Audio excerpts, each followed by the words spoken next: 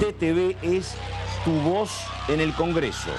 Este 2023 seguí eligiéndonos.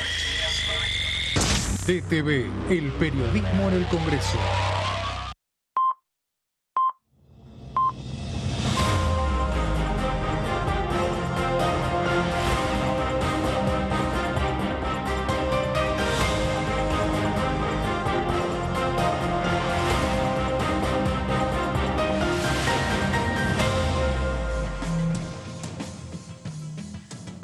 ¿Cómo les va? Muy buenos días. Exactamente 10 de la mañana, 10 y un minuto, una mañana hermosa con mucho sol en la ciudad de Buenos Aires.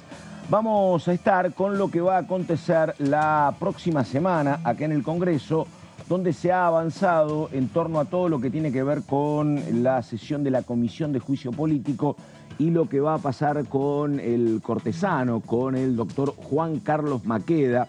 Vamos a estar con mis compañeras en un rato contando todo lo que está sucediendo. También vamos a hablar de lo que sucede en ambos campamentos, tanto en Juntos por el Cambio como en Unión por la Patria.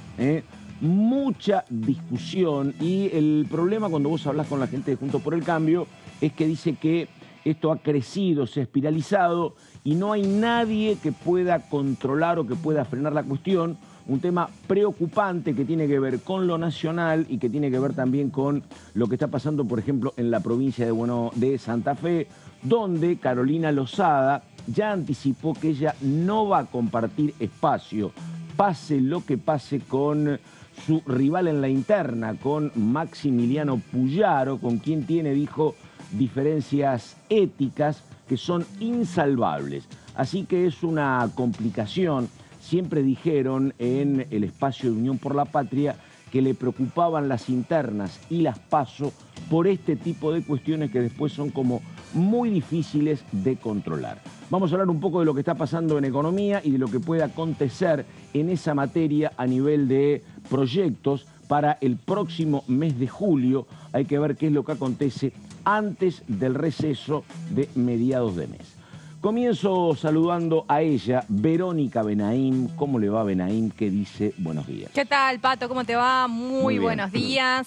Sí, bueno, hoy a esta altura, sí, aguardando si hay un pedido por parte del bloque oficialista de sesión para la semana que viene. Ustedes saben que generalmente los viernes suele hacerse ese anticipo que nos da ya el indicio de que sí, efectivamente habrá sesión, y terminamos con las especulaciones. Por ahora, ninguna convocatoria formal. Habrá que ver qué resulta a lo largo de esta jornada de hoy, ¿no? Si es posible lograr esos acuerdos. Hablaban de crédito suba como un tema fundamental y con acuerdo para poder avanzar.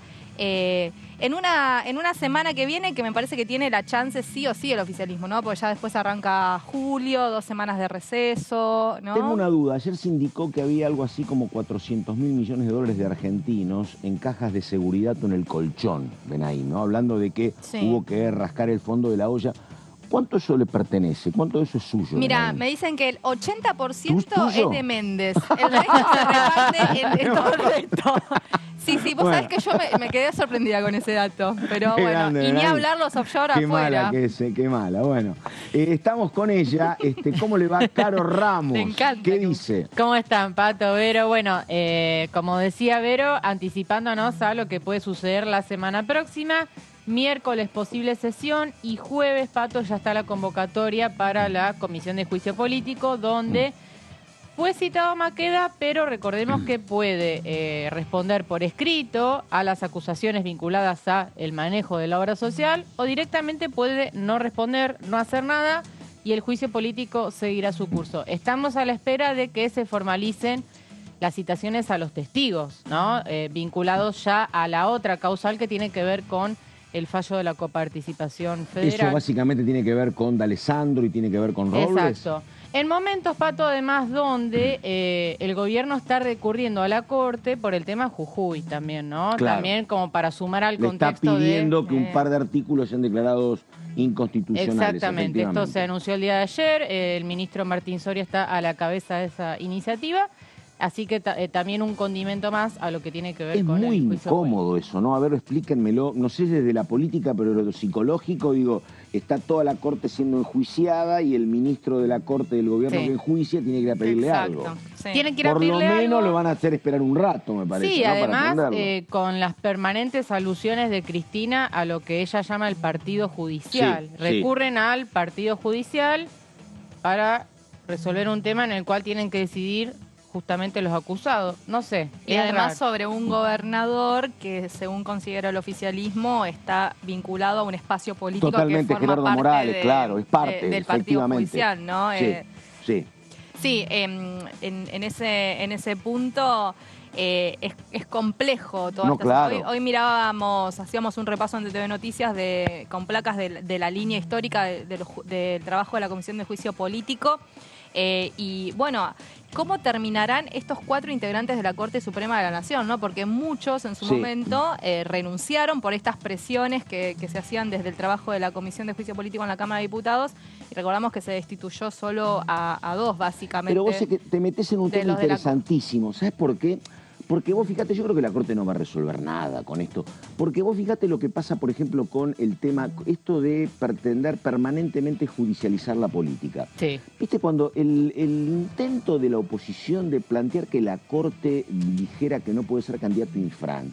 Es una locura, la verdad. ¿Cómo se va a meter la Corte en la Constitución de la provincia de Formosa? Perdón, que Pato, no habla, a ver. Sin ir más lejos, la izquierda está recurriendo a la Corte a impugnar la candidatura de Jorge Macri en Ciudad de Buenos Aires. Digo, permanentemente hay... Pero eso, sí. Van a la Corte, digo. Coincido con vos, pero a ver si y acá tenemos la fortuna de ninguno ser los 3 abogados.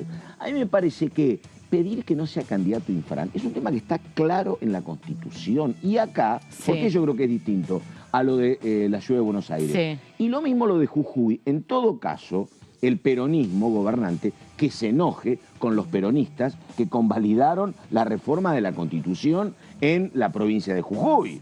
¿Me entendés? Digo, este es el tema. El enojo está, pero bueno. Pero ¿me entendés? Digo, a ver, si vos no podés controlar a los propios tuyos, es más, ingresaron algunos como diputados o senadores y convalidaron la reforma de Morales, después no vayas a la Corte, arreglá el propio jardín, a eso me refiero. Resolverlo mediante la política, esa sería exactamente. No somos abogados y hay una cuestión que me genera inquietud.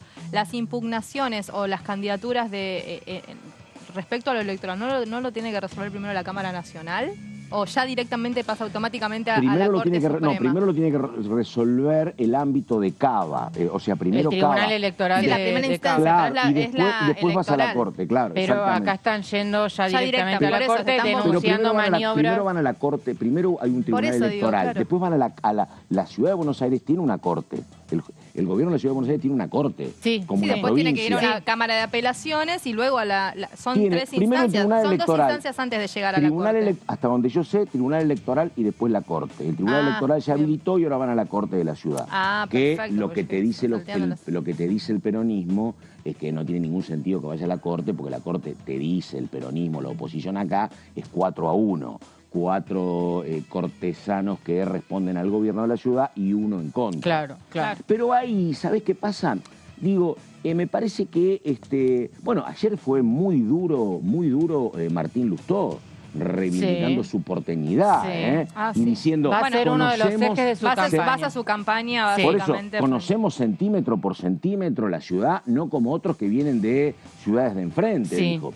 Y ahí me parece que es preventivo, porque la verdad vos lo que le estás diciendo, digo, en el caso de, me parece a mí, de Infran, la Constitución no dice que él no puede ser candidato. Acá la Constitución de la Ciudad de Buenos Aires te dice, hasta 5 años. Tenés que tener domicilio. Claro, 5 años de domicilio. Claro, la Constitución de Formosa habla de reelección, pero no aclara cuántas reelecciones. El mandato dura 4 años, dice.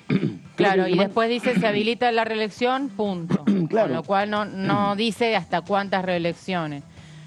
Pero bueno, el tema es que, claro, la verdad, volviendo al origen, como no hay diálogo político... Ese es el tema, se termina judicializando la política, totalmente. Y además, ¿sabés qué pasa? Mira, esto me lo decía ayer alguien de Juntos por el Cambio, que es todavía más complicado.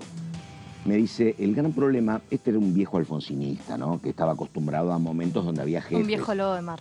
Claro, pero me dice, Cristina, que es cierto que no tiene el poder del 2015 o el 2019, pero Cristina te cita acá en el Senado, pasan todo por el Senado, ¿no? Gobernadores, candidatos, todo. el lío que hay en Juntos por el Cambio es muy grande. Hoy no está la jefatura de Macri para ordenar el debate entre Larreta y Bullrich. Y ese no pasa por el Congreso. No, pero además tenés no solo afuera. el PRO, tenés el radicalismo, tenés a Carrió, entonces tenés este lío con quién hablás.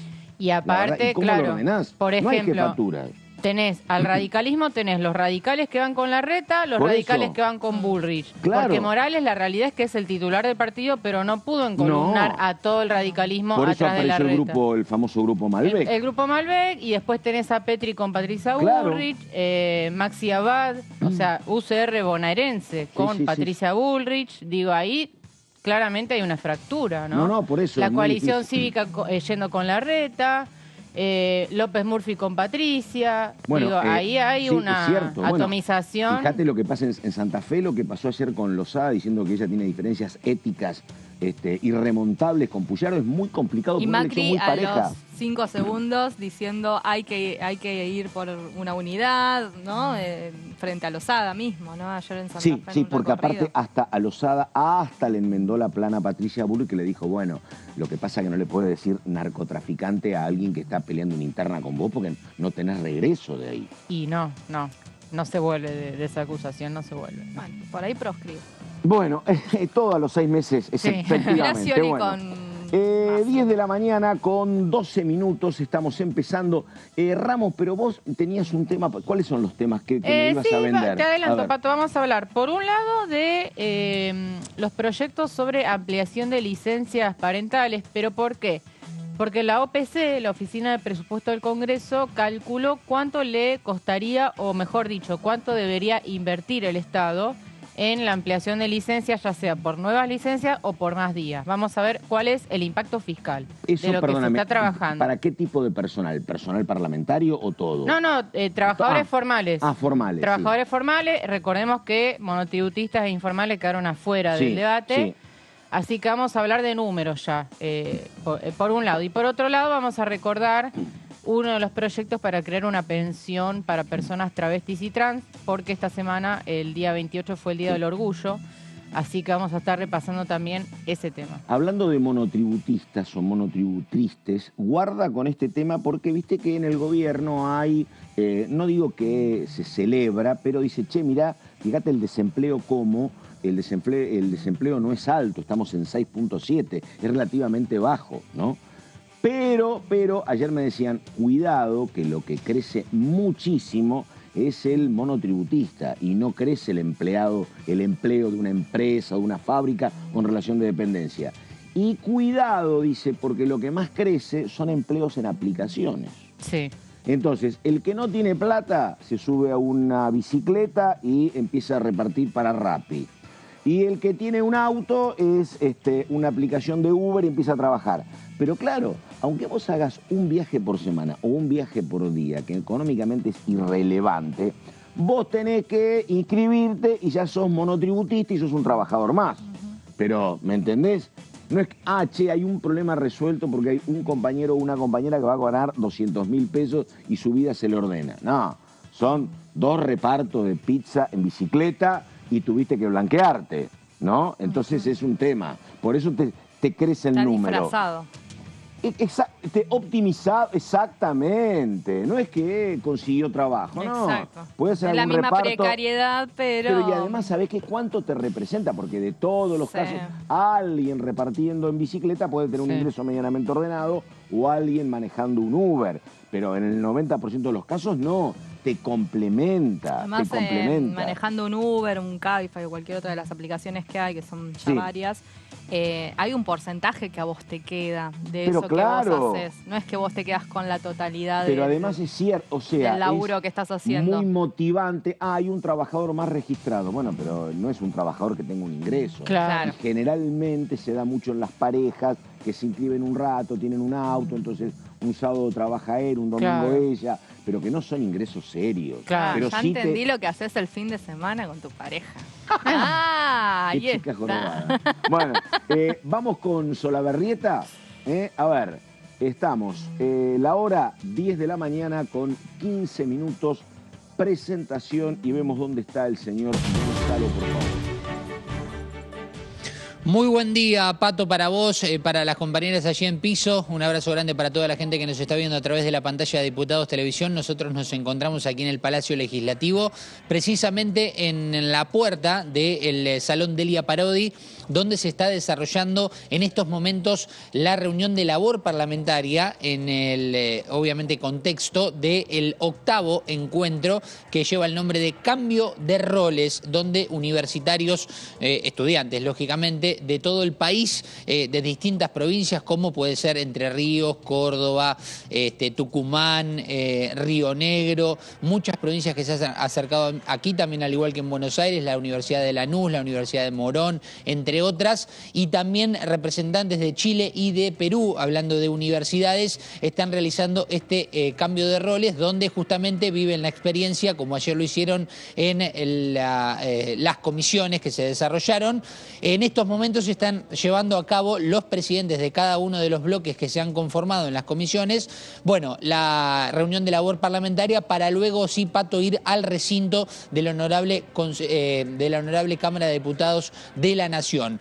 Vale recordar que esto llevará un rato más porque, lógicamente, no son los mismos tiempos de los legisladores actuales. Hay que entender que no solamente es la primera experiencia, no solamente van a terminar de definir los últimos puntos de este proyecto sobre salud digital, que es el tema principal, sino que además también tienen que tener las directrices por parte de los representantes del Círculo de Legisladores de la Nación Argentina, quienes están organizando esto en conjunto con el Instituto de Estudios Estratégicos y Relaciones Internacionales, junto con la Cámara de Diputados y el Honorable Senado. Te cuento, Pato, que por ejemplo hay muchos diputados y diputadas de mandato cumplido que están realizando esta tarea.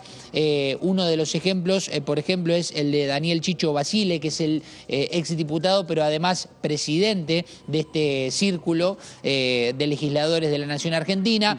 También, por ejemplo, está Cristina Guevara, Liliana Gurdurich, Mabel Müller.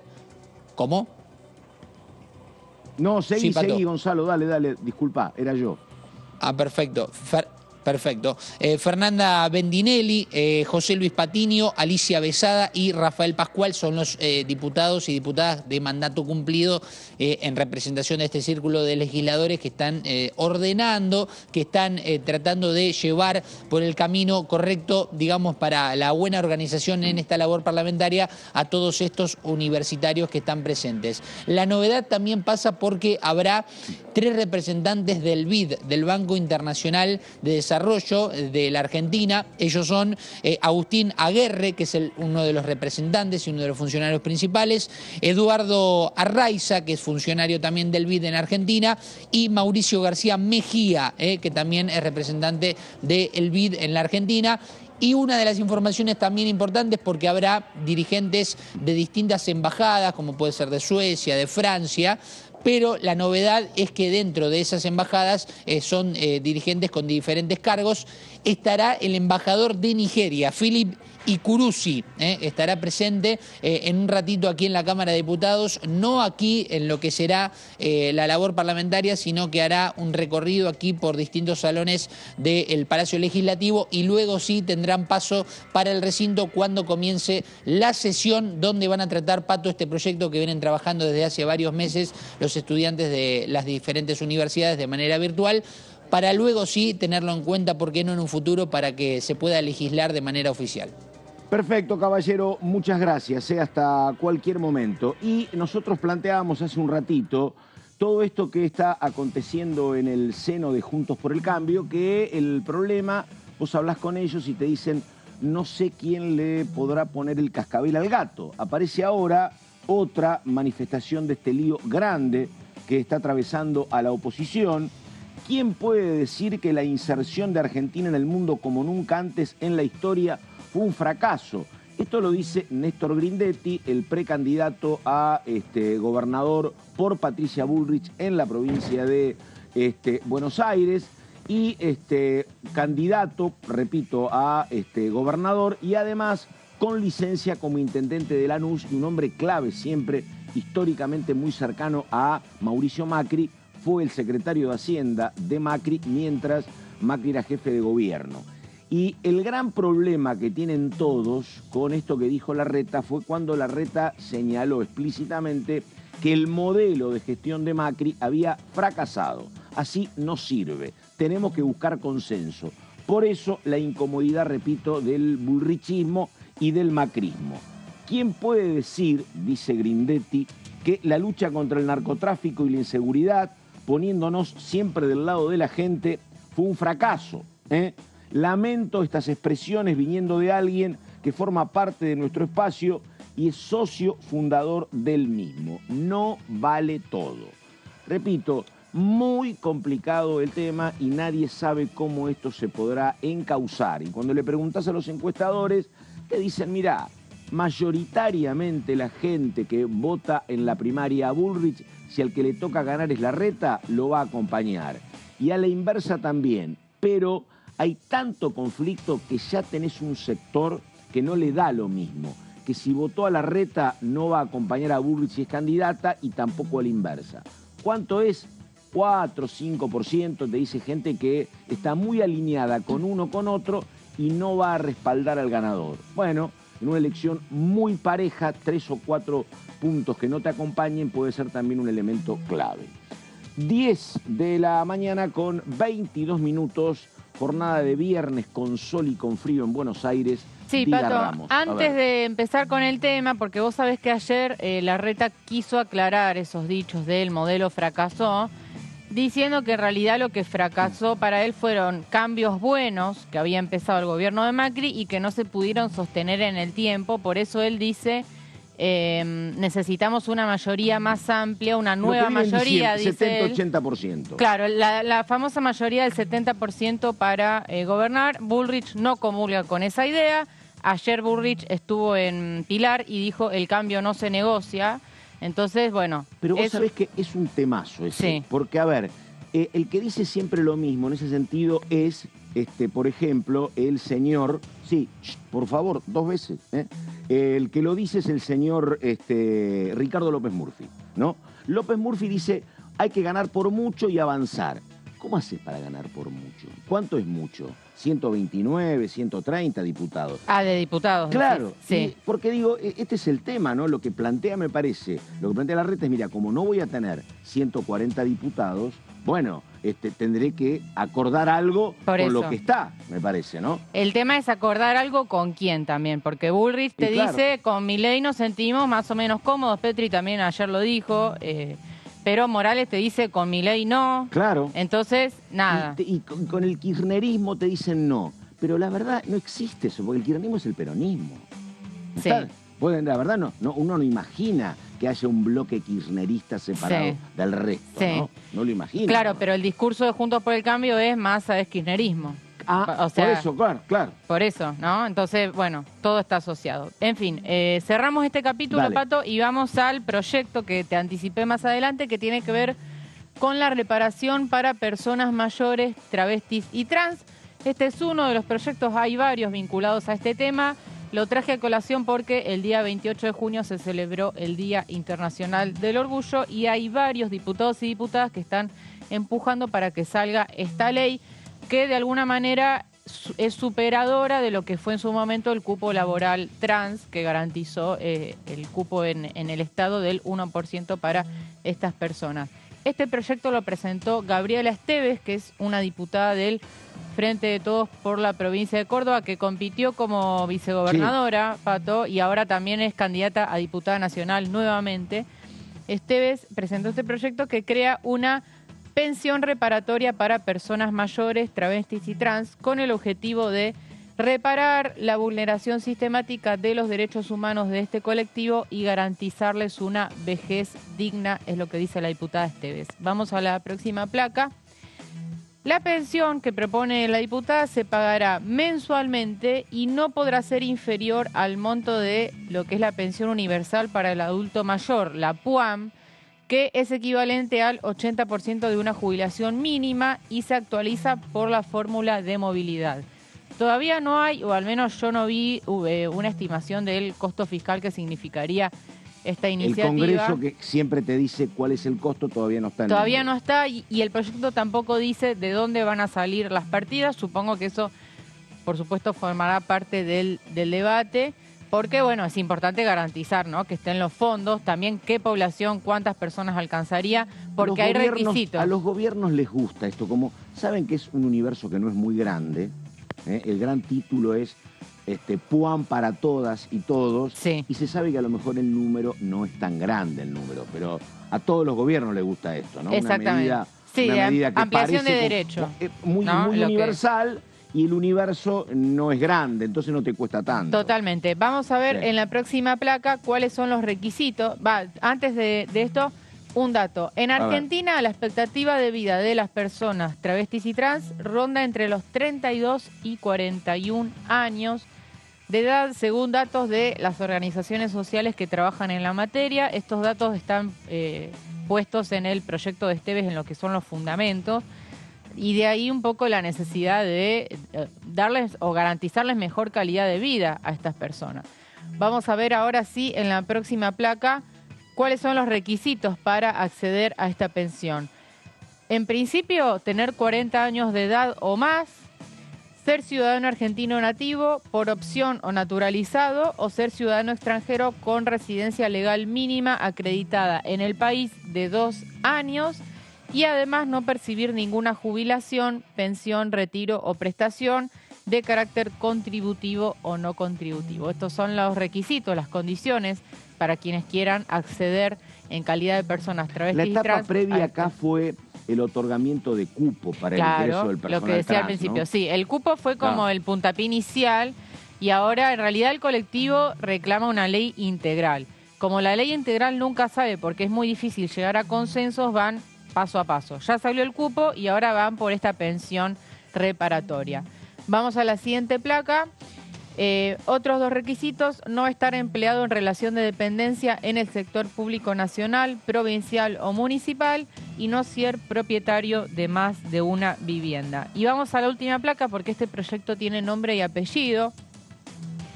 Es un homenaje colectivo de las organizaciones sociales a Lucía Barrera, más conocida por su nombre artístico Lucía Torres Mancilla, también se hacía llamar La Loba.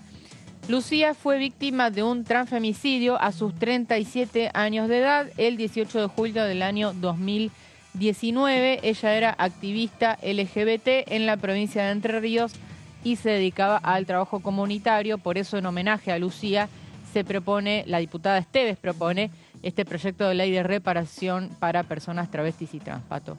Bueno, perfecto. Muchísimas gracias. Es Caro Ramos y este proyecto. A ver, ayer me tocó hablar con un hombre del oficialismo. Yo le pregunté por alguna posibilidad de sesión y sobre alguna iniciativa, porque estaba dando vuelta alguna idea de si el gobierno podía presentar algo en materia económica, alguna novedad con el Fondo Monetario. Bueno, y hablé con alguna autoridad el espacio del oficialismo, y la verdad que ven como trabajoso un próximo encuentro, ¿no? Están haciendo muchos esfuerzos para que haya alguna sesión con los proyectos consensuados. Pero lo que están viendo es que la verdad, lo que vos planteabas, Caro, esto de que hay tanta división en la oposición, también te complica la posibilidad de que te sientas a debatir algo, de que te sientes. Porque no es que hay un hombre del oficialismo, una mujer y alguien de la oposición que se junta y garantizan 200 diputados. Hay mucho debate dentro de los 2 espacios y particularmente dentro de Juntos por el Cambio. Entonces, el oficialista me decía, mirá, me parece que si entra algo o sentarnos para discutir algo, veo la cuestión como muy polarizada dentro de la Cámara, no veo clima. Porque todo lo que está pasando en la discusión política se te traslada a la vida del bloque muchas veces. No, entonces, reunir a, como vos decías, radicales, pro, coalición cívica, en el medio de este lío, cada uno con su interna, me dice, la verdad, no veo ámbito como para que haya alguna posibilidad. Y te agrego un dato, Pato, porque en 2015, cuando gana Macri, el interbloque tenía un jefe, cosa que no es poco, era Mario Negri. Mario Negri centralizaba lo que eran las decisiones del interbloque. Totalmente. Y el interbloque ahí, quieras o no, estaba un poco más condensado, había más al menos más organicidad, si se lo podría llamar de alguna manera. Hoy por hoy el interbloque no tiene titular porque han decidido no tener un titular. Cada bloque, digamos, por supuesto hay reuniones de la mesa chica, digamos, pero no hay un jefe formal de bloque. Para colmo, Negri no renueva mandato porque ha decidido, a raíz de la interna justamente, no renovar mandato, no ser candidato. Entonces hay que ver ahí si se va a lograr consensuar que una figura sea el presidente del interbloque o si van a seguir siendo bloques separados sin ninguna figura que unifique de alguna manera. ¿Viste cuando, con motivo de las elecciones en Córdoba, estuve hablando bastante con colegas de La Voz? Ah, mira. Claro, y justamente les preguntaba yo por el rol de Negri, porque vos habías contado que Negri no ingresó en ningún lugar expectable para ser candidato a No diputado. es candidato directamente. Exactamente. Claro. Bueno, y ellos me dicen, mirá, uno con Negri puede tener diferencias, puede tener coincidencias, pero la verdad que visto desde acá para el radicalismo y para la oposición es una pérdida muy importante porque la palabra ¿cuál era? Amalgamaba posiciones muy complejas, Negri. 24 años de diputado, Pato, Claro, estuve repasando el otro día. No es poco, ¿no? No, claro. Son varias las figuras que llevan ya varios años de legisladores y terminan mandato y no renuevan. Pero el caso de Negri es significativo por esto que digo, ¿no? Se va el jefe del interbloque Cambiemos. ¿Qué va a pasar si son oficialismo a partir de diciembre? Ayer hablando de Córdoba, yo le contaba a Verónica, lo estuve escuchando a Yarlora, ¿no? Que es el gobernador electo finalmente. Que a mí la verdad que me impresionaba, yo había cosas de él que no sabía, había sido 2 veces intendente de San Francisco, no recordaba que había sido diputado, también 2 años, vicegobernador de Córdoba.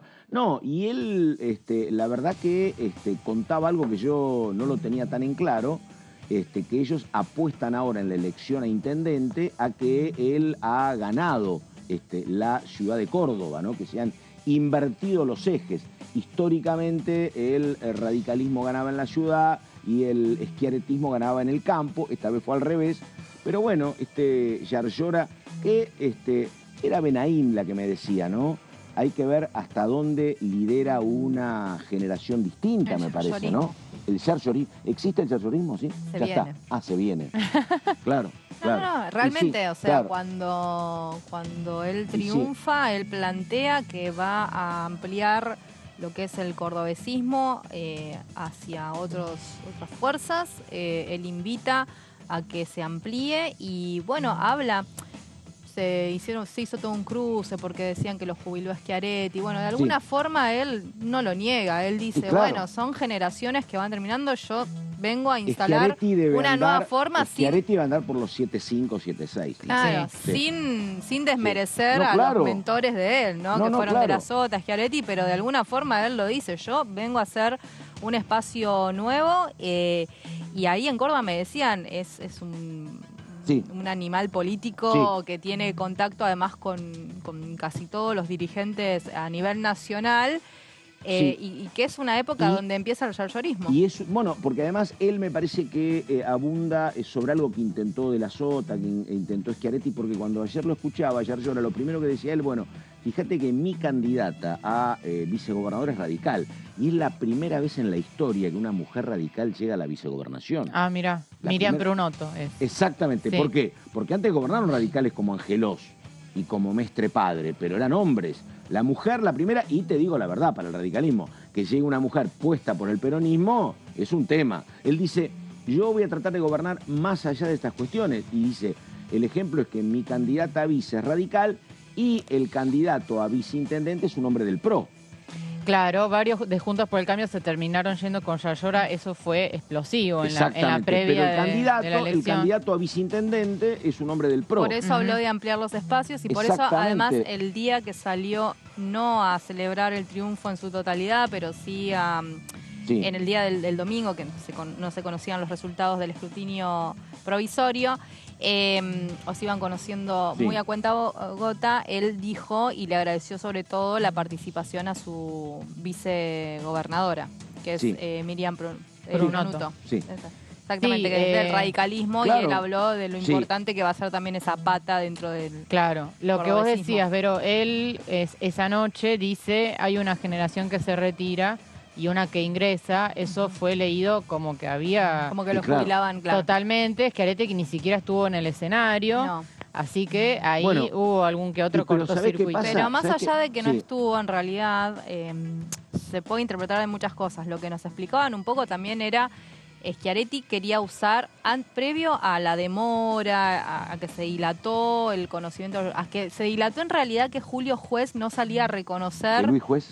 Julio. Ah, está bien. No. Es pensé que no. ya estamos empezando julio, entonces... Se viene Julio con todo, entonces se da cuenta, Claro, ¿no? Julio Iglesias, dale, Totalmente, sí. no paro de verlo en todos lados.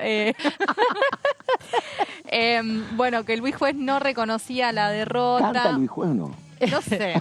Capaz que sí, Puede ser. Capaz que sí. Puede ser, Pero es que, ¿sabés qué vos pasa? sabés, Pasa que- hablando de eso, Dale. soy un muchacho de barrio, cantaba Yarlora cuando salió ¿Ah, a... sí? ¿Viste? No. La mona, la muna Sí, sí. full ahí. No, pero Em, ¿saben qué pasa? La verdad, es muy interesante esto que dicen de Yarlora, porque ¿sabés cuál es la gran diferencia? Es que yo creo que lo que se viene, no creo yo, se está viendo, es el provincialismo en Córdoba, estilo Misiones, Río Negro, Sí, sin duda. Salta, Sin dudas. Neuquén. Porque además, vos fíjate que de la Sota y Schiaretti uno no tenía dudas de que eran dos peronistas históricos. El Gallego de la Sota fue autoridad del peronismo, candidato a presidente con el peronismo, ni hablar Schiaretti, eran peronistas. Yarlora, ¿qué vínculo tiene con el peronismo? Dicho la verdad, No. creo que es lo que quiere Yarlora, que no es un hombre del peronismo. Él dice... pero ha trabajado Sí, con... pero ¿me entendés? Pero él habla de cordobesismo, Vero, y él habla de cordobesismo, y él dice, quiero acuerdo con los radicales y acuerdo con el PROD. Tiene una línea mucho más difusa en Sí, materia sí, de abarcativa. apoyos. No es un peronista histórico. No, de hecho me decían que es más un centro izquierda que un centro derecha. ¿Sí? Perdón, un centro derecha que y un claro. centro... O sea, viene como de sí, una porque de vivo un en estatus... Córdoba. No, un centro... Perdón, sí, Sería ya estoy una bien. rara no me ave. asusta. Pero lo que quería decir con relación a Schiaretti, Sí. previo a toda esta situación que se fue viviendo, la idea de Schiaretti viajó Randazzo, era mostrar y capitalizar ese gran triunfo, Sí. gran triunfo, porque recordemos que ellos esperaban ganar por 10 puntos, después se fue achicando la brecha, decían, bueno, 5, arriba estamos. Terminaron a 3, básicamente con el escrutinio definitivo, pero querían mostrar esa foto ya de Schiaretti, que se había presentado la fórmula con Randazzo el sábado. Y la verdad es que el contexto no dio como para que ellos pudieran hacer esa gran fotografía, por lo que Schiaretti prefirió guardarse, no hizo declaraciones ni el día después, Sí. el lunes, que recién se mostró a la tardecita con Yarlora en una actividad. Vamos enseguida con Zapata, pero después lo seguimos hablando. Lo que sucede es que la Argentina, esto es como muy provisional, pero históricamente era un país muy unitario en materia política, o eras o radical o peronista, y esto ahora va cambiando mucho, ¿no? Porque los cordobeses quieren hacer cordobesismo, en Misiones es un acuerdo raro de peronistas y radicales, en Salta es un fenómeno también bastante singular. Vos preguntás, el gobernador de Salta no es ni radical, ni peronista, ni del PRO. Tenés el caso de Santiago del Estero. Es un hombre de origen radical, pero con una sociedad muy fuerte con el peronismo, ¿no? O sea que hay mucha experiencia Neuquén. El primero, exactamente. Río Negro. Exactamente. Sí. Es mucha experiencia, hacen la El suya. más camaleónico es el salteño, ¿no? El gobernador. Perdóname. Sí. Tu provincia es un experimento también muy singular. Sí, pero no es peronismo o lee muy- radicalismo. Tiene mucha dependencia de Es acá. Forja. Bueno, exactamente. Ella es Forja. Exactamente. Es un rejunte de... Por eso, bueno, rejunte. Bueno, a ver. Bueno, para que se entienda No, es claramente. cierto. claramente. Bueno. Vamos, cuando faltan 22 minutos para las 11, presentación, y vamos a Salta, a ver.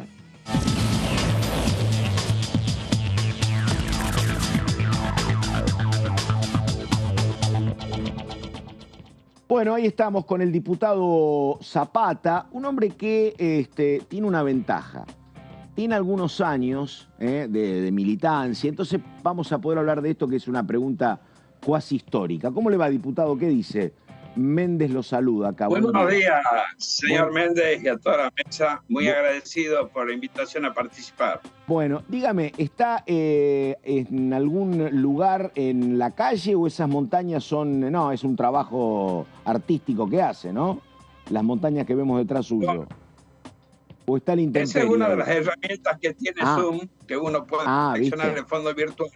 Y esa es una foto de la Quebrada del Toro. Los invito a recorrer la Quebrada del Toro. Quebrada del Toro. Ahí estamos. No, la pregunta, ¿sabe cuál era? Porque usted es un hombre del PRO que tiene un referente provincial. Lo que me parece que es como un signo de los tiempos es que la dirigencia está muy atomizada, diputado, ¿no? Bueno, un modelo es lo que pasa con ustedes, donde hay 7 u 8 monobloques en la conformación de Juntos por el Cambio. ¿Esto le parece que tal vez es más representativo, pero esto es un problema a la hora de acordar políticas o no? ¿Cómo lo ve, diputado?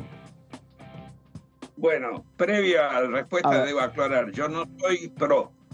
Bueno, ahí está, tiene razón. Bueno, tiene razón. Yo soy de Ahora Patria, un partido de distrito. Tiene razón. Figura relevante es Alfredo Olmedo. Por eso. Y nos sumaron a Juntos por el Cambio en el año 2021, ganamos la PASO y por eso estoy en un monobloque dentro de Juntos por el Cambio. Bueno. ¿Qué es lo que pasa acá en Salta? Bien, acá pareciera que el gobernador de la provincia tiene las propiedades del carbono que está presente en todos los organismos vivos. Está en la Unión por la Patria y está en Juntos por el Cambio. Por todos lados está. Entonces acá, ¿cómo le puedo decir? El elector está como engañado o se induce hacia el engaño. Por donde usted vote en la grieta, va a terminar votando al gobernador Sáenz, que poco ha hecho para obtener el triunfo, pero sin embargo lo obtuvo en la reelección provincial. El partido que yo presido, que ahora estoy de licencia, tomó la decisión de acompañar a Libertad Avanza. Pero mi compromiso con el electorado ha sido Juntos por el Cambio, permanezco ahí, tomé licencia y estoy un poco al margen de todo el armado electoral. Bueno, y a ver, dígame una cosa, cuando tenga que ir a votar no en agosto, tiene que ir a votar primera vuelta en octubre. La verdad, usted es un tipo sincero, nos conocemos. La verdad, está más cerca del candidato, el candidato del oficialismo va a ser Massa. Usted está más cerca, no sé si a lo mejor termina votando el Frente de Izquierda, usted no sé. O quien gane Juntos por el Cambio, mira, ahí tenés, ¿ves? Sí, ahí tenés. Mirá vos. ¿A quién votó Zapata? Miriam Bregman. Es un dato. Mirá vos, ahí tenés. A ver, bueno. No, ¿de quién está más cerca Zapata? Para no tener responsabilidad sobre la gestión. Sí. Mire, llegará su momento y tomaré una decisión. Por el momento me mantengo expectante con las distintas alternativas que se presentan. Lo que está sucediendo en Juntos por el Cambio entre Larreta y Bullrich no me parece lo más adecuado para tratar de seducir y tratar de juntar la voluntad del electorado hacia una propuesta renovadora.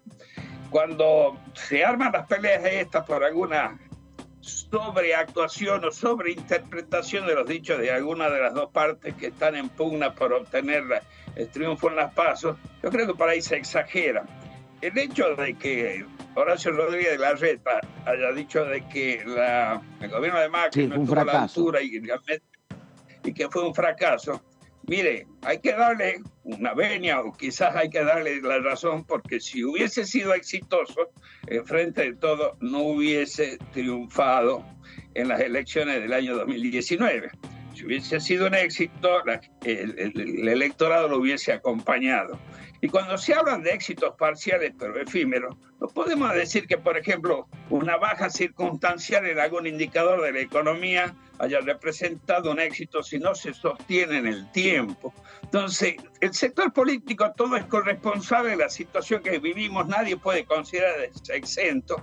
Y la Argentina, como yo la veo, no va a tener un buen futuro si se mantienen las divisiones, en los enfrentamientos totalmente sanguinarios, pero de la política que no obedecen a ninguna necesidad o no satisfacen ninguna necesidad de los ciudadanos. La forma de ver la política como la búsqueda de consenso y llegar con una base amplia para acordar las grandes transformaciones que necesitamos, yo considero que es el camino adecuado. También es un camino adecuado el que viene planteando Javier Milei en el sentido de que la cuestión tiene que cambiarse en forma radical. Eso va a reclamar, por supuesto, acuerdos parlamentarios, que forman parte de las reglas de funcionamiento del Congreso y de la democracia. Pero no significa que Javier Milei sea un dictador, sino que, bueno, hace una propuesta, tendrá adhesión o no. Sí, pero ¿qué es hacer un cambio radical? Digo, una opción que se maneja es libero el cepo, otra es dolarizo, otra es reduzco los planes, elimino los planes sociales.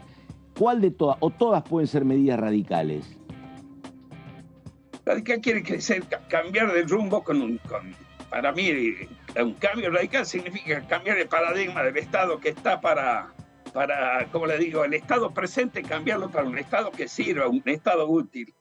Y no solo pueden ser 1, 2, 3, 4 o 5 medidas que nosotros podemos enumerar, sino parte de una visión en conjunto y una serie de medidas que encajando lleven a obtener el resultado del cambio buscado en el menor tiempo posible y con el menor costo económico y social y para el aparato productivo posible. Sí, pero ¿qué tema? Bueno, mal. Claro, pero ¿cuál es el menor costo? Digo, ¿cómo lo medimos nosotros, a eso? Si vamos de lo general a lo particular, la República Argentina tiene problemas fiscales, tiene problemas financieros y tiene problemas cambiarios. Bien, hay que buscar medidas que apunten al objetivo de facilitar la erradicación de inversión y hacer crecer la producción como correlato que tenga mejora en el desempeño de la economía, aumente el empleo real, formal y de calidad, en contra de un Estado que tiene una excesiva presión tributaria, mal manejo en el esquema financiero, de financiamiento del Estado, una política cambiaria que es totalmente retrógrada en relación cuando usted la ve con los efectos, con las ganas de producir que tiene el campo. Calcule, la soja está como a 500 y pico de dólares, ¿no es cierto? Sí. Pero el productor recibe 93.000 pesos en Rosario. Quiere decir que el Estado se está llevando los 2/3 del valor de la cosecha y así es imposible que esto tenga la posibilidad de crecer. Esta semana asistí al primer congreso de Barbechando, que realmente fue muy útil porque nos pusieron a consideración de nosotros quienes representamos al sector político. Perdóneme, diputado, perdóneme porque estaba haciendo cuentas. Usted dice que la tonelada de soja está a $500, ¿no? 530 y tantos. Está bien, vamos a hacer 500. 540, redondeemos. Está bien, por eso. 540, eso sería, si yo la vendo a $500, serían más o menos un dólar a 500, que es el dólar blue, sería 250.000 pesos. Y el problema es que usted dice que en Rosario... $540. Sí. $540 son 270.000 pesos. Claro, yo hice, exactamente, yo hice 500, claro. Bueno, y de los 270 te están dando 93.000 nada más. Claro, se queda con los 2/3, ¿no es cierto? El Estado, 26%. Por dos cuestiones, derecho de exportación y por otra, por el problema cambiario. Claro. El tipo de... Entonces, un Estado que tenga determinada esa presión es a nivel del ingreso. El productor de los 93.000 tiene que restar sus costos. Y hay unos costos que son extinguidos, que se llama el costo extinguido porque uno saca de bolsillo y lo paga. Y hay otro costo que tiene que constituirse una previsión para la mala cosecha, para poder subsistir la mala cosecha, generar una reserva como por el tema de la sequía, o helada, etcétera, etcétera, porque el campo, el cultivo de soja está muy expuesto a las inclemencias climáticas. Entonces, se da cuenta que no hay mucha posibilidad de crecer. Le decía en Barbechando, donde realmente el sector político y el sector productivo pudieron confluir, dejando de lado que no es la política contra la producción y la producción contra la política, sino que es la política con la producción y la producción con la política. Allá hay una cuestión que se llama el Frente Parlamentario Agropecuario, que está integrado por más o menos 352 diputados, sobre un total de un poco más de 500 diputados, o sea que el consenso en base a proyectos que son adecuadamente estudiados y propuestos, va generando políticas de Estado que se mantienen en el tiempo, y en los últimos 20 años hay rincones de la producción brasileña que se aumentaron.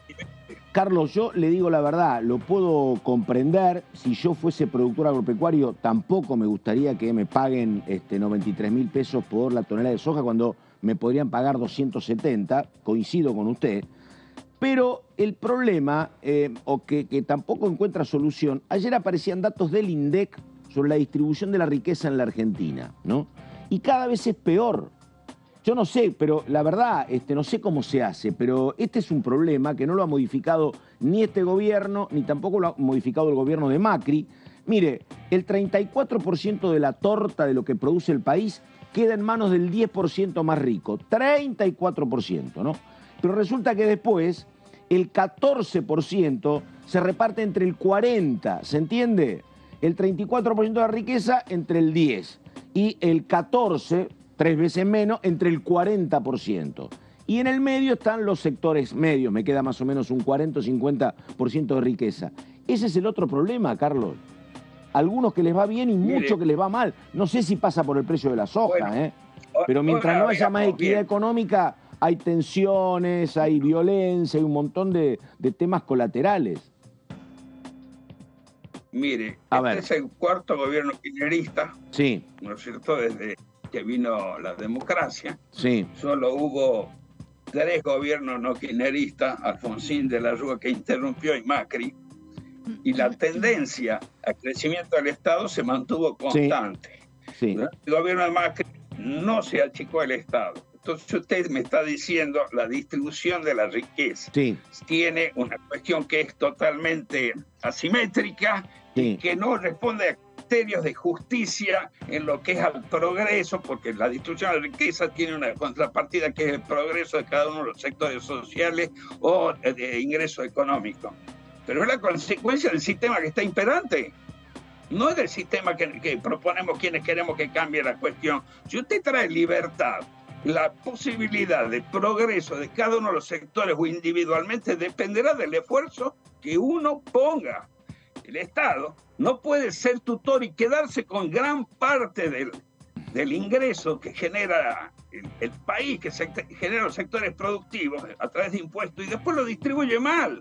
Y lo distribuye mal porque usted acaba de decidir que el progreso y el aumento de la riqueza se concentra. Eso no es consecuencia de un productor que se levanta a las 5 de la mañana, va a producir cosecha y le entrega al Estado el 60% de su ingreso para que lo distribuya el Estado a través de la prebenda, ya sea en la contratación pública, regímenes de promoción para la producción local que realmente vienen de muchos años, que se han transformado en una especie de prebenda que va contra el bolsillo de los argentinos. En fin, uno va creando bolsones, ¿no es cierto?, de crecimiento, que son totalmente artificiales porque se hacen con la intervención del Estado y no en la libertad y en equiparación y en equidad de fuerza que puede dar un mercado amplio, libre, pero es la consecuencia de esa distribución, es la consecuencia de las malas políticas que se toman. ¿Podríamos tener mejor desarrollo? Sí, por ejemplo, tenemos una mejor distribución territorial del presupuesto. Hay candidatos que dicen que hay que eliminar la ley de coparticipación. ¿Por qué no? Porque la provincia de Buenos Aires genera el 35%. Yo le digo, pare un momentito. En la provincia de Buenos Aires no se produce petróleo, no se produce gas, no se produce ni vino, no se produce aceituna, no se produce la gran parte de la producción de grano, no se produce nada más que una parte de la producción de carne.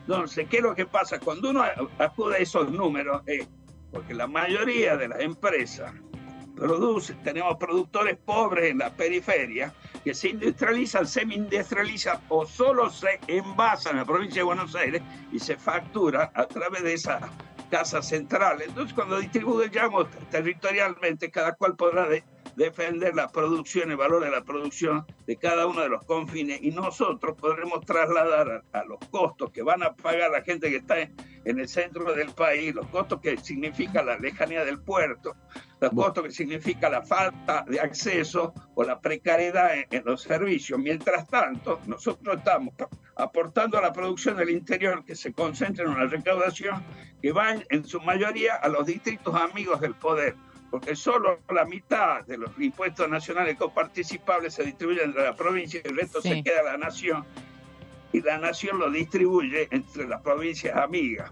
sin ningún tipo de control. Yo estoy trabajando en una iniciativa en la cual, para las transferencias discrecionales, la distribución de todo aquello que depende de la lapicera de un decreto que está fuera de la ley de coparticipación, sean decididos en base de criterios de transparencia y de parámetros o estándares mínimos de anticorrupción en las provincias, porque muchas veces, ustedes lo ven, los noticieros, se transfiere dinero a las provincias y es como mandarlo al Triángulo de las Bermudas. Desaparece. No se sabe qué pasa. Son provincias que no hay oposición, que no hay órganos de control, etcétera. Todos los argentinos trabajan para que roben en una provincia. Sí. Diputado, lo llevo al mundo parlamentario. Quería preguntarle si el día miércoles, como se está manejando, va a haber sesión, si ya les comentaron algo y cuáles serían los posibles temas a tratar. Mire, todavía no me llegó ningún tipo de comunicación ni del interbloque ni de la relación que tengo con la parte del gabinete de la presidencia de la Cámara. No tengo ningún problema en estar presente. Y en cuanto a los temas, no hay muchos temas consensuados, pero habrá que ver. Siempre estamos un poco a la sorpresa de lo que se disponga en las sesiones especiales, pero yo voy a cumplir siempre con mi labor. Yo estoy yendo a ver mi oficina, a atender a la gente que reclama una reunión, a responder la correspondencia y trabajar en las iniciativas como las que le dije requieren cierto estudio para llevar adelante. Esta semana estuve muy ocupada con los temas de atropello a la libertad de expresión que han sucedido acá en la provincia de Salta, particularmente con un programa de Radio Mitre, tratando de que se trate un proyecto de mi autoría. ¿Qué pasó, diputado, con el...? Acá hay, usted sabe, Radio Mitre es un medio nacional, pero en las provincias se difunde o se repite a través de licenciataria o empresas que tienen una franquicia. Cada cual es una empresa particular y demás, pero se levantó el programa de mayor audiencia, que empezaba de 2 a 5 de la tarde de lunes a viernes, en forma intempestiva.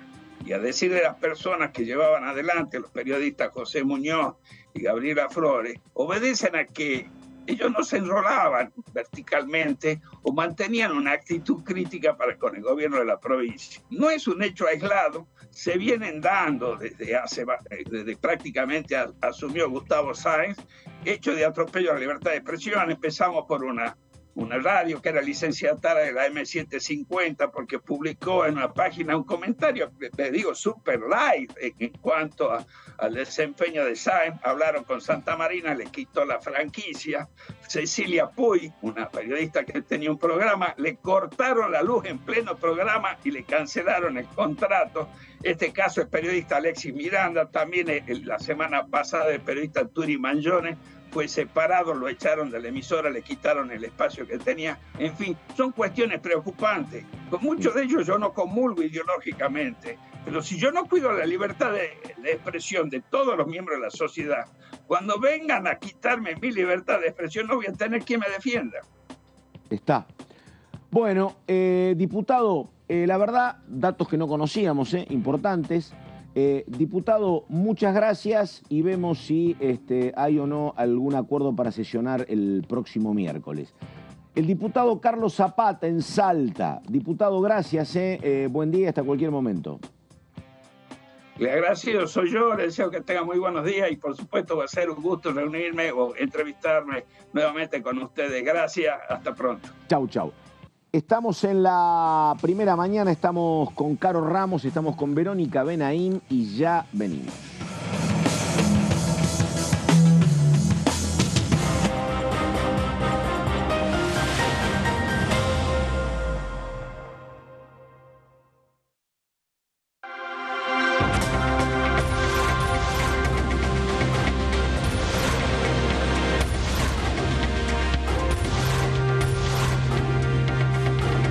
Ellos son tu voz en la primera edición.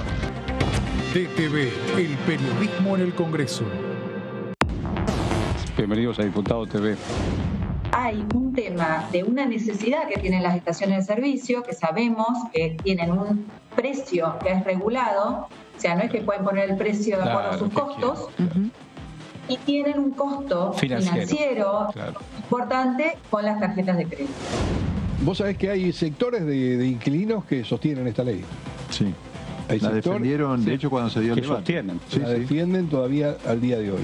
Lo cierto es que también las consecuencias, bueno, nosotros, pragmáticamente y con la responsabilidad que tenemos, no podemos analizar que el mercado inmobiliario cambió y que cada vez es más difícil alquilar viviendas permanentes. DTV, primera edición, de lunes a viernes.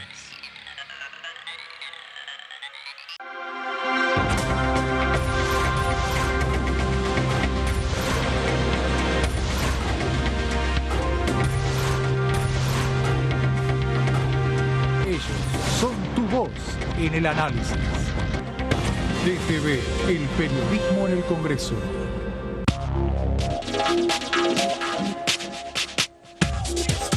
DTV es información, diálogo, análisis. DTV es federalismo, libertad de expresión, pluralidad de voces. DTV es todo lo que en democracia un país debe ser. DTV es tu voz en el Congreso. Este 2023, seguí eligiéndonos. DTV, el periodismo en el Congreso.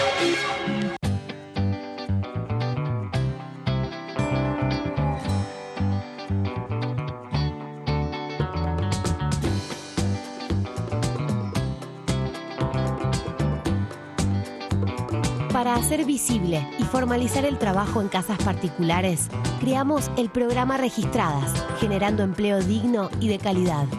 Inscribiendo a una trabajadora de casas particulares, formalizás un puesto de trabajo y asegurás que acceda a todos sus derechos. A través del programa Registradas, durante los primeros 6 meses, el Estado cubre el 50% del sueldo de las nuevas trabajadoras. Una herramienta para visibilizar, formalizar y reconocer el trabajo del personal de casas particulares. Argentina Presidencia. ¿Cómo andan? Bienvenidos. Hay provincias grandes que le conviene ese crédito porque de eso están manteniendo a sus provincias, porque si no hace rato el crédito UBA tenía que haber desaparecido. ¿Cuándo podés estar pagando un crédito el 120% o el 110%? Esto solamente ocurre en Argentina y es una locura lo que está pasando. Hay una gran preocupación en legisladores y legisladoras y también en el gobierno nacional, sobre todo por aquellos que tienen una única vivienda, por seguir respetando que las cuotas no vayan más allá del 30% de los ingresos. Hoy estaba computado de los ingresos totales familiares y se ha empezado a pensar en los ingresos del responsable de familia para ir más abajo. DTV, segunda edición, de lunes a viernes.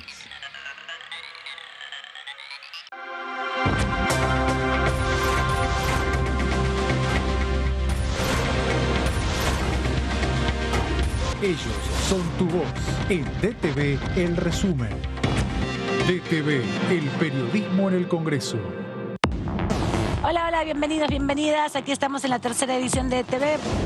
Que es importante que haya una advertencia de quienes usamos, porque esto se usa no solamente los niños y jóvenes, sino también los adultos, quienes estemos interesados en usar este tipo de herramientas, el famoso ChatGPT.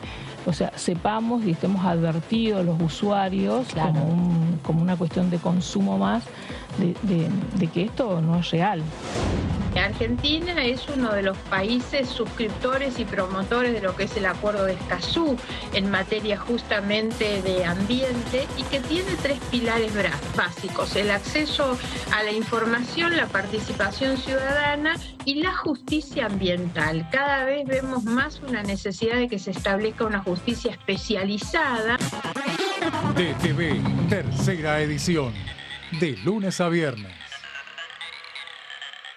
Cuando hagas una compra, paga como quieras, pero paga lo que es justo, porque ahora contás con precios justos, el compromiso que tomamos con supermercados y distribuidores de todo el país, para que más de 2.000 productos mantengan su precio por 4 meses y la previsibilidad de que otros 30.000 no superen el 4% de aumento mensual. Además, podés avisar de faltantes o irregularidades para que nadie tenga que pagar de más. Bajate la app, escaneá y conocé los precios justos. Primero la gente. Ministerio de Economía. Argentina Presidencia. Hola, hola, ¿cómo va? Aquí estamos. Soy más bien de una generación donde ya la dirigencia política, desde hace más de 20, 25 años, después del que se vayan todos del 2001, que es cuando yo ingreso a la política, yo vengo de una generación donde siempre la dirigencia está mal vista, ¿no? Yo vengo pensando mucho en esto de este balance entre por qué estoy acá, por qué estoy haciendo lo que hago, si efectivamente eso tiene algún efecto o no, sobre todo, principalmente para la ciudadanía. DTV Entrevistas, viernes 23 horas.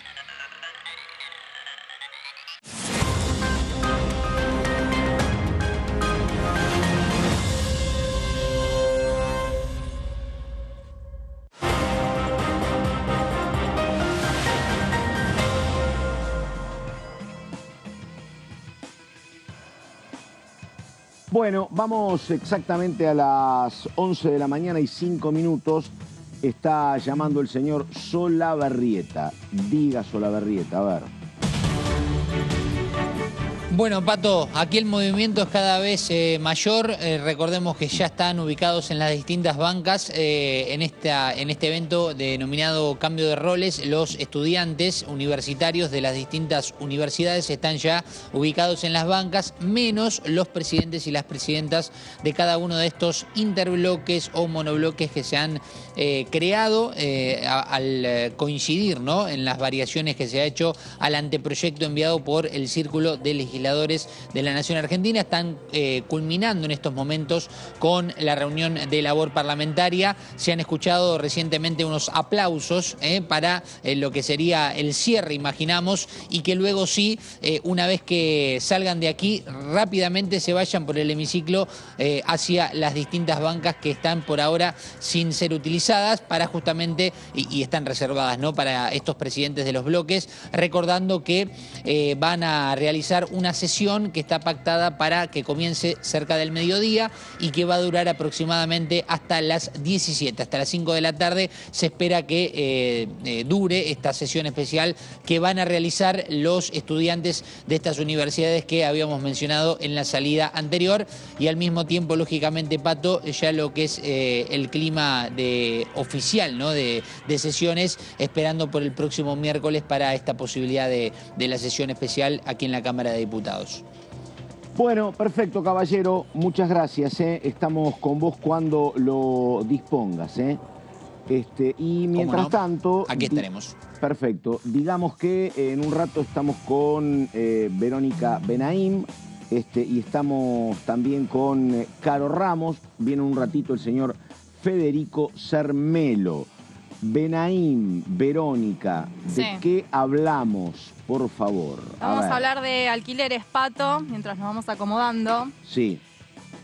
Porque, bueno, queda pendiente el debate, ¿no? Aumento ahora en julio, lo venimos diciendo, aumentan aumentos que se dan arriba de lo que es el número o el índice de inflación. Y en la actualidad... hay, bueno, justamente un debate aquí pendiente que por ahora no hay convocatoria de comisiones para abordarlos, pero la ley vigente cumplió 3 años ya desde su sanción aquí en el Congreso de la Nación, y desde que inició sumó aumentos de más del 600% en lo que es la capital federal. Contratos mínimos por 3 años establece esta ley, esta normativa vigente. Y un aumento anual en relación al índice de contrato de locación del Banco Central y de la República Argentina. Hay propuestas de modificación, un dictamen que firma Juntos por el Cambio, otro del oficialismo. Hay 30 proyectos de modificación presentados. Y justamente la oposición, Juntos por el Cambio y el Interbloque Federal, se oponen a que los contratos sigan durante 3 años y haya aumento anual. Durante el año pasado se debatieron los proyectos en la Comisión de Legislación General y de Presupuesto y Hacienda. Bueno, hay algunas propuestas de modificación en este sentido. Expusieron referentes de los sectores inquilinos, propietarios, inmobiliario. Hubo 2 dictámenes, como les decía, el de mayoría, el del Frente de Todos, y el de minoría, Juntos por el Cambio, que contó con el bloque del Frente de la Concordia, Misionera, y los interbloques Federal y Provincias Unidas. No llegó al recinto por falta de acuerdo político, básicamente, la iniciativa.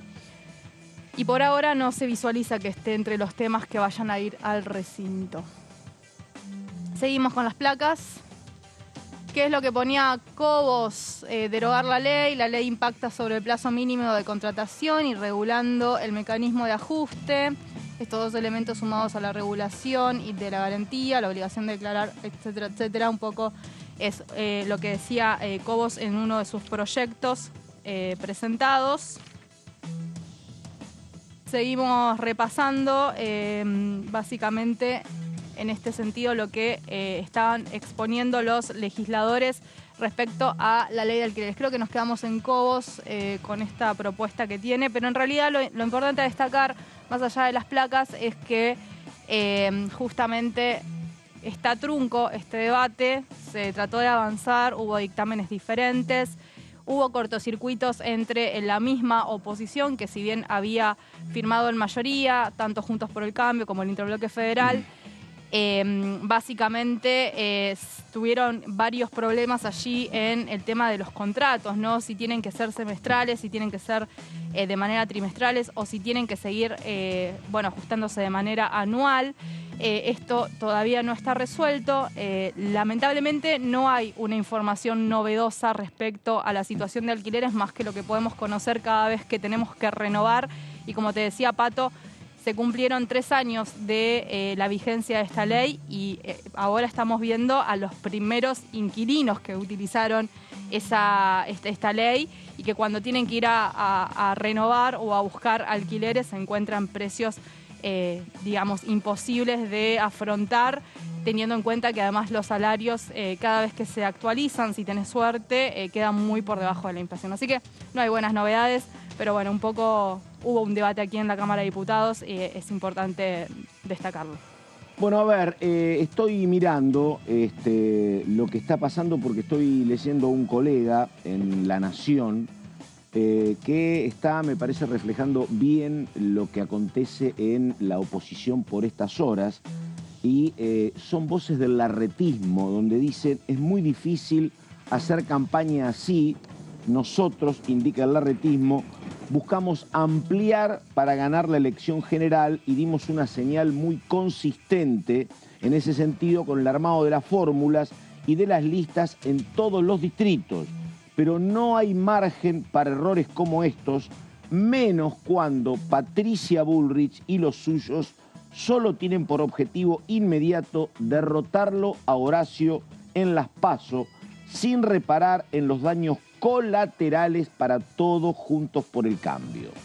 Porque es muy interesante, en los medios hoy prácticamente no existe la neutralidad y la verdad que uno ve, mirando los medios, que hay alineamientos muy cercanos y notorios a alguno u otro candidato. Y bueno, acá está la palabra del larretismo, donde dicen, es cierto, otro vocero muy cercano al jefe de gobierno, es cierto que Horacio no quiso decir que Macri había fracasado. Punto y aparte. Es raro esto, ¿no? De que te diga el larretismo ahora que no quiso decir Larreta que Macri ha fracasado, porque es un hombre con una enorme experiencia, Larreta, en declaraciones y en comunicarse con la sociedad vía prensa escrita, radio, diarios, TikTok o lo que sea. Que vos hayas dicho, y lo vimos, así Macri fracasó y que después digas no fue lo que quiso decir o lo que quise decir, es raro. Es raro. Después, como decía, al otro día tuvo que salir a aclarar sus dichos, pero ya quedó marcado, me parece, con esto. Sí. Porque enseguida Bullrich le salió a decir no vale todo y lo trató de ventajero y oportunista. Y además hay un problema ahí, ¿no? Porque tiene una mirada, si querés, más componedora. Vos hablabas de las mayorías. Pero resulta que el candidato de Larreta en la provincia de Buenos Aires es José Luis Espert. Que José Luis Espert dice que hay que actuar con cárcel o con bala. Bueno, no es la línea más moderada esa de tus candidatos, ¿no? Sí. Es raro que vos digas eso y que tu candidato diga cárcel o bala, que además lo dice permanentemente. En realidad, Pato, me parece que, porque vengo siendo bastante la campaña de Juntos por el Cambio, un poco la estrategia del eje de Larreta Morales es mostrar gestión, ¿no? Sí. Eso es lo que lo diferencia quizás de Bullrich y Petri. Claro. Claramente, Larreta jefe de gobierno porteño y Morales gobernador de Jujuy, ambos en funciones. Lo que buscan es mostrarse como la opción de la gestión, mostrar que distintas medidas que aplicaron en sus distritos tuvieron resultados y esa es como el eje de la campaña y lo que ideó, digamos, el equipo de Larreta es presentar una propuesta por día y 2 veces por semana profundizar en alguna. Ayer profundizaron en el tema trabajo, con algunas propuestas vinculadas, por ejemplo, a lo de las plataformas. Así se planea la lo que la pasa campaña que eso, sí, y es así, es como decís vos. Lo que pasa es que habrá que ver cuánto queda en la sociedad de eso, ¿no? Porque, por ejemplo, vos fíjate, haces eso, pero estamos todos hablando de una palabra que fue la palabra fracaso, que me parece Totalmente. que explicar eso, por qué no lo dijiste, te tapa todo lo otro. Y lo mismo te pasa con Gerardo Morales. Una cosa era el Gerardo Morales, que había ganado en el 2015, que había ganado en el 2019, que vuelve a ganar en el 2023, pero ahora tiene toda la provincia, no voy a decir estallada, la tiene desorganizada, ¿no?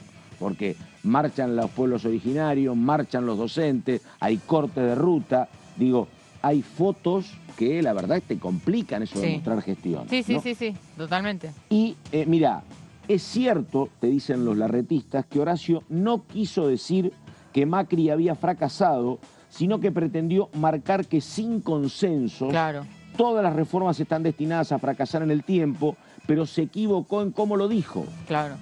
Viste, todo, la verdad, un hombre que tiene mucho oficio siendo para que vos digas, bondadosa con Larreta, puede ser que se haya equivocado en el... Porque pensemos que un candidato en un día va a 3 provincias, o sea, también le damos un changüí de opción. ¿Sabés qué pasa? A veces, digo, tenés que tener siempre mucho oficio, porque el periodismo El periodismo indaga, claro, por supuesto. Te plantea las consultas que son muy de dilema, blanco-negro, vos querés responder. Había el que mejor estaba preparado, me parece, para no decir nunca lo que no quería decir, era Daniel Osvaldo Scioli. Era como imposible sacarle a Scioli algo que no quisiera decir, ¿no? Es cierto. Muy difícil. Pero bueno, uno tiene la verdad. Lo que pasaba con Alberto Fernández en los primeros tiempos era una cuestión muy difícil de entender. Todo lo que decía Fernández y que después se tenía que desmentir.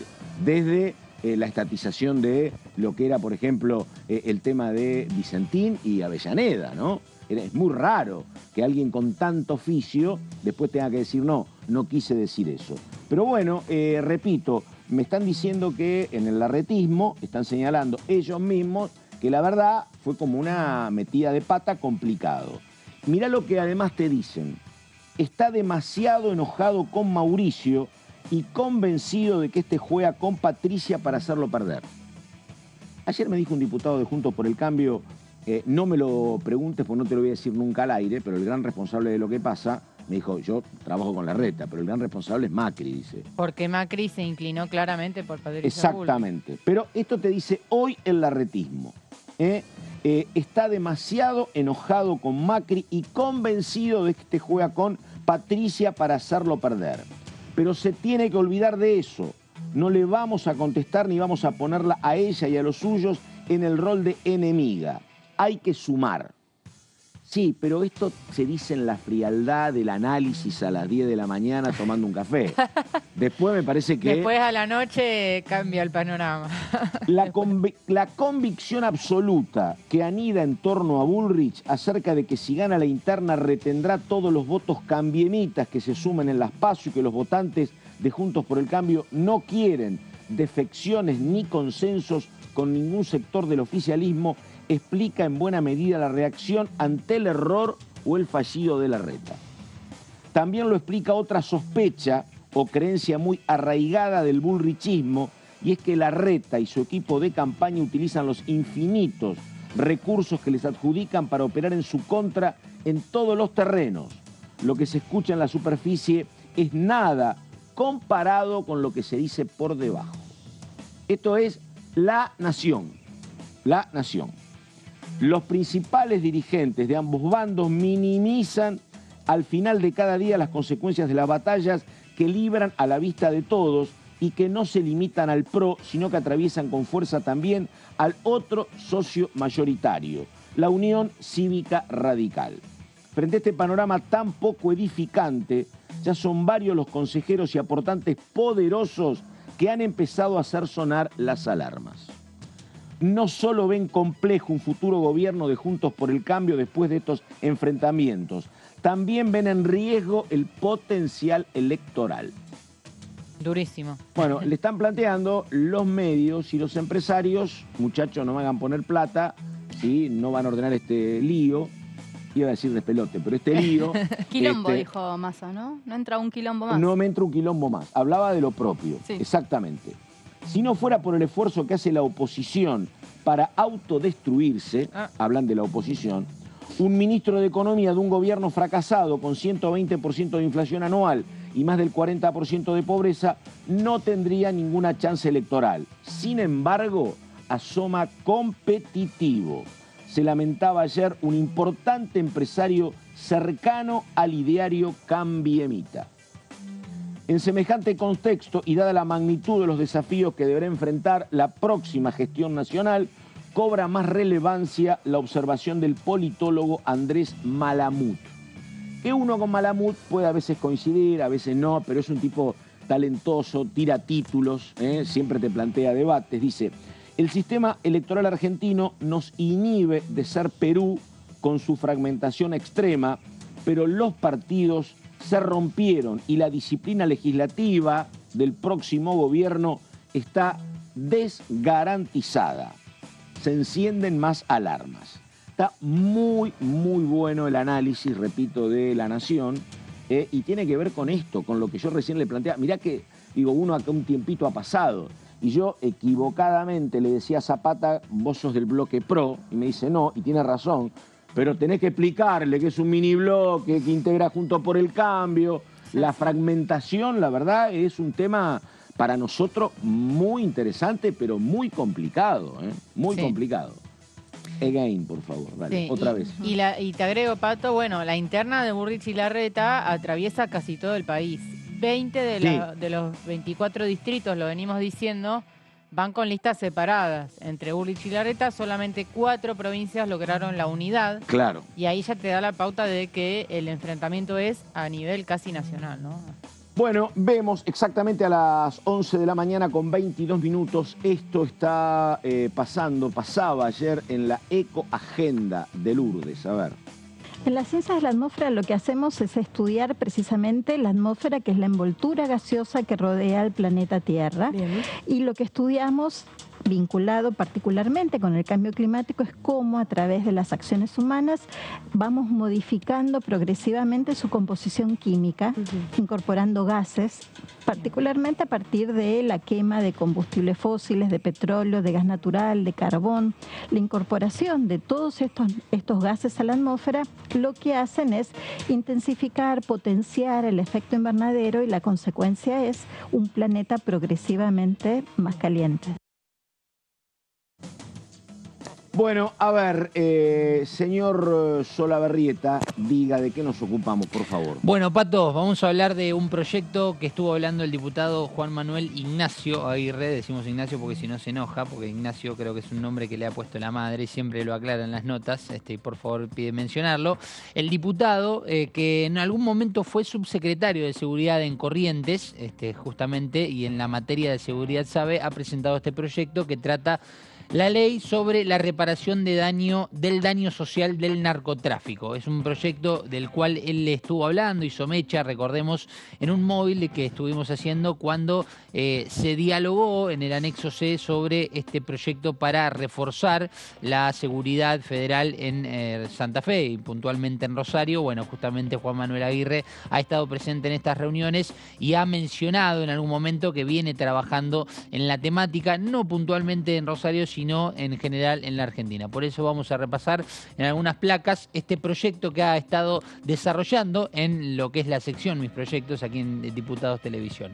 Una de las principales estrategias de política criminal es el recupero de activos de los delitos. Acá lo que apunta lógicamente es a tener en algunos pasos fundamentales que él menciona en los fundamentos, tener una buena organización en este aspecto, ¿no? No solamente en, tratar de encontrar a estas personas que están llevando a cabo el narcotráfico, sino además ubicarse en las cuestiones materiales para que puedan ser reutilizadas. Vamos a continuar con... Eso, Gonza, es la famosa extinción de dominio, ¿no? Claro, que tanto se debatió en su momento.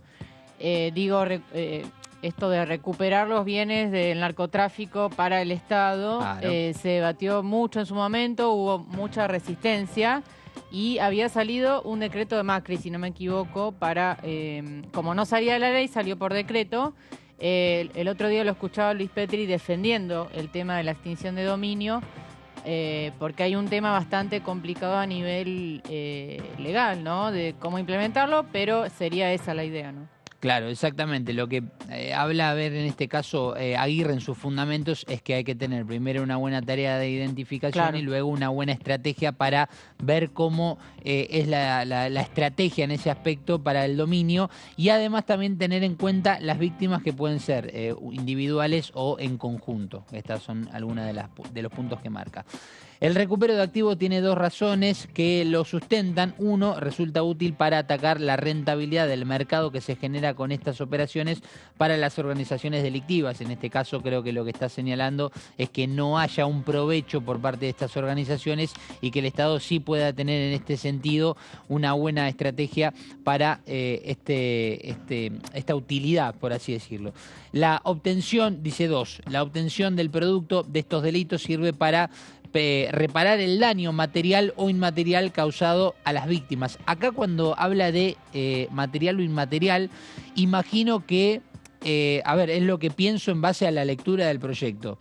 Que básicamente que con esto que mencionaba recién Caro, de obtener todos los recursos que se obtuvieron a través del narcotráfico, puedan llegar a generar algún recurso beneficioso para, no sé, vamos a suponer que ingresaron en alguna casa, que se robaron una heladera o que le sufrieron daños físicos y, bueno, con ese dinero se pueden comprar materiales para solucionar algunas cuestiones sanitarias. Imagino que el camino de este proyecto va más por ese lado que por otro. Esto es la iniciativa que presenta justamente Aguirre, que sigue y continúa la explicación con otras placas. En nuestro país no existe una política criminal coordinada y comprensiva de administración y destino final de los bienes. Acá está el punto principal del cual hace mención justamente Aguirre. Fíjense esta última oración, y destino final de los bienes. Aquí lo que imagino que se quiere hacer es como una reutilización, pero no de esos bienes en sí, sino que se puedan promover de alguna manera para generar un beneficio y así solucionar algunos daños que en algunos casos la realidad es que son irreparables. Yo lo pensaba, ¿no? Algunos daños son irreparables. Pero daños a quiénes? ¿Daños a quién? Porque acá lo que hacen es, el narcotráfico maneja plata. Sí. Esa plata a veces está destinada en depósitos, en moneda extranjera, en propiedades, ¿quiénes son las víctimas? Y puede ser, por ejemplo, no sé, vamos a suponer que por la organización del narcotráfico haya una persona herida, vamos a suponer. Ahí tenés un daño físico. Esto no ha pasado, la verdad, a mí me parece, mirá que narcotráfico hay en todo el mundo, en todo el mundo. Bueno, salvo, me parece, en algunos países asiáticos que hay poco. Pero lo que uno conoce, desde Estados Unidos para abajo, hay narcotráfico en todos lados, ¿no? Lo conoce México, Colombia, la Argentina, esto no ha funcionado en ningún lado. Los narcos siguen con un enorme poder económico. Sí. No los han tocado nunca. Claro. Recuperación de activos, me parece que es para una foto. A veces le recuperan a algún narco un auto caro y lo venden y lo transforman en ambulancia. Pero la verdad, exacto. Eso es lo que todo pensaba. Circo. Claro. Nada más que circo. Por eso pensaba. Pero no, recuperación no hay recuperación de activos en ningún lado. Por eso pensaba en lo que puede llegar a reformularse en un beneficio para la sanidad, y uno de los buenos ejemplos es ¿no? El de la ambulancia, por ejemplo. Y la verdad, no es serio, la verdad, eso. Lo veo difícil, es la realidad. Pero recuperar activos, sacar un auto para comprar una ambulancia. Por poner un ejemplo, ¿no? Pero sí, pero que no ha funcionado esto, la verdad. Me parece que el manejo de los recursos narcos son mucho más sofisticados que lo que alcanza la legislación. Sí. No ha funcionado el recupero activo en ningún país. Yo nunca conozco, ni México, ni Colombia, ni Paraguay, en ningún lado conozco. Sí. Lo primero, tienen habilidad para que no los recuperes, es la primera cuestión que tienen. Sí, o si no, también otra cosa que se me ocurre que está vinculada de alguna manera es si en caso de reavivar ese bien que puede llegar a ser dinero material, no sé, la construcción de un edificio donde se pueda hacer rehabilitación para el consumo de drogas, para la contención de aquellas personas que no saben cómo salir de la misma. También puede ser. Estoy pensando en voz alta, Me parece que es como, para la tribuna, pero está bien. Bueno, tendríamos que preguntarle al propio Aguirre a ver qué tan sencillo es o no el trámite, por lo menos el legislativo. Sí. Vamos a ir a la siguiente placa, que después de hablar del destino final de los bienes, acá, ya pasamos a las declaraciones propias de Aguirre, ¿no? El diputado de Corrientes. Presenté un proyecto para integrar las fuerzas de seguridad y las fuerzas de control. Esto está vinculado también a lo que mencionábamos. Él fue el subsecretario de Seguridad en Corrientes en su provincia. Es una materia que a él lo asienta cómodo, por así decirlo, porque ha tenido su vasta experiencia. Creo que estuvo más de 5 años en esa subsecretaría. Pero bueno, estaría bueno poder hablar con él, y creo que es la última placa en donde hace justamente hace mecha de sus palabras.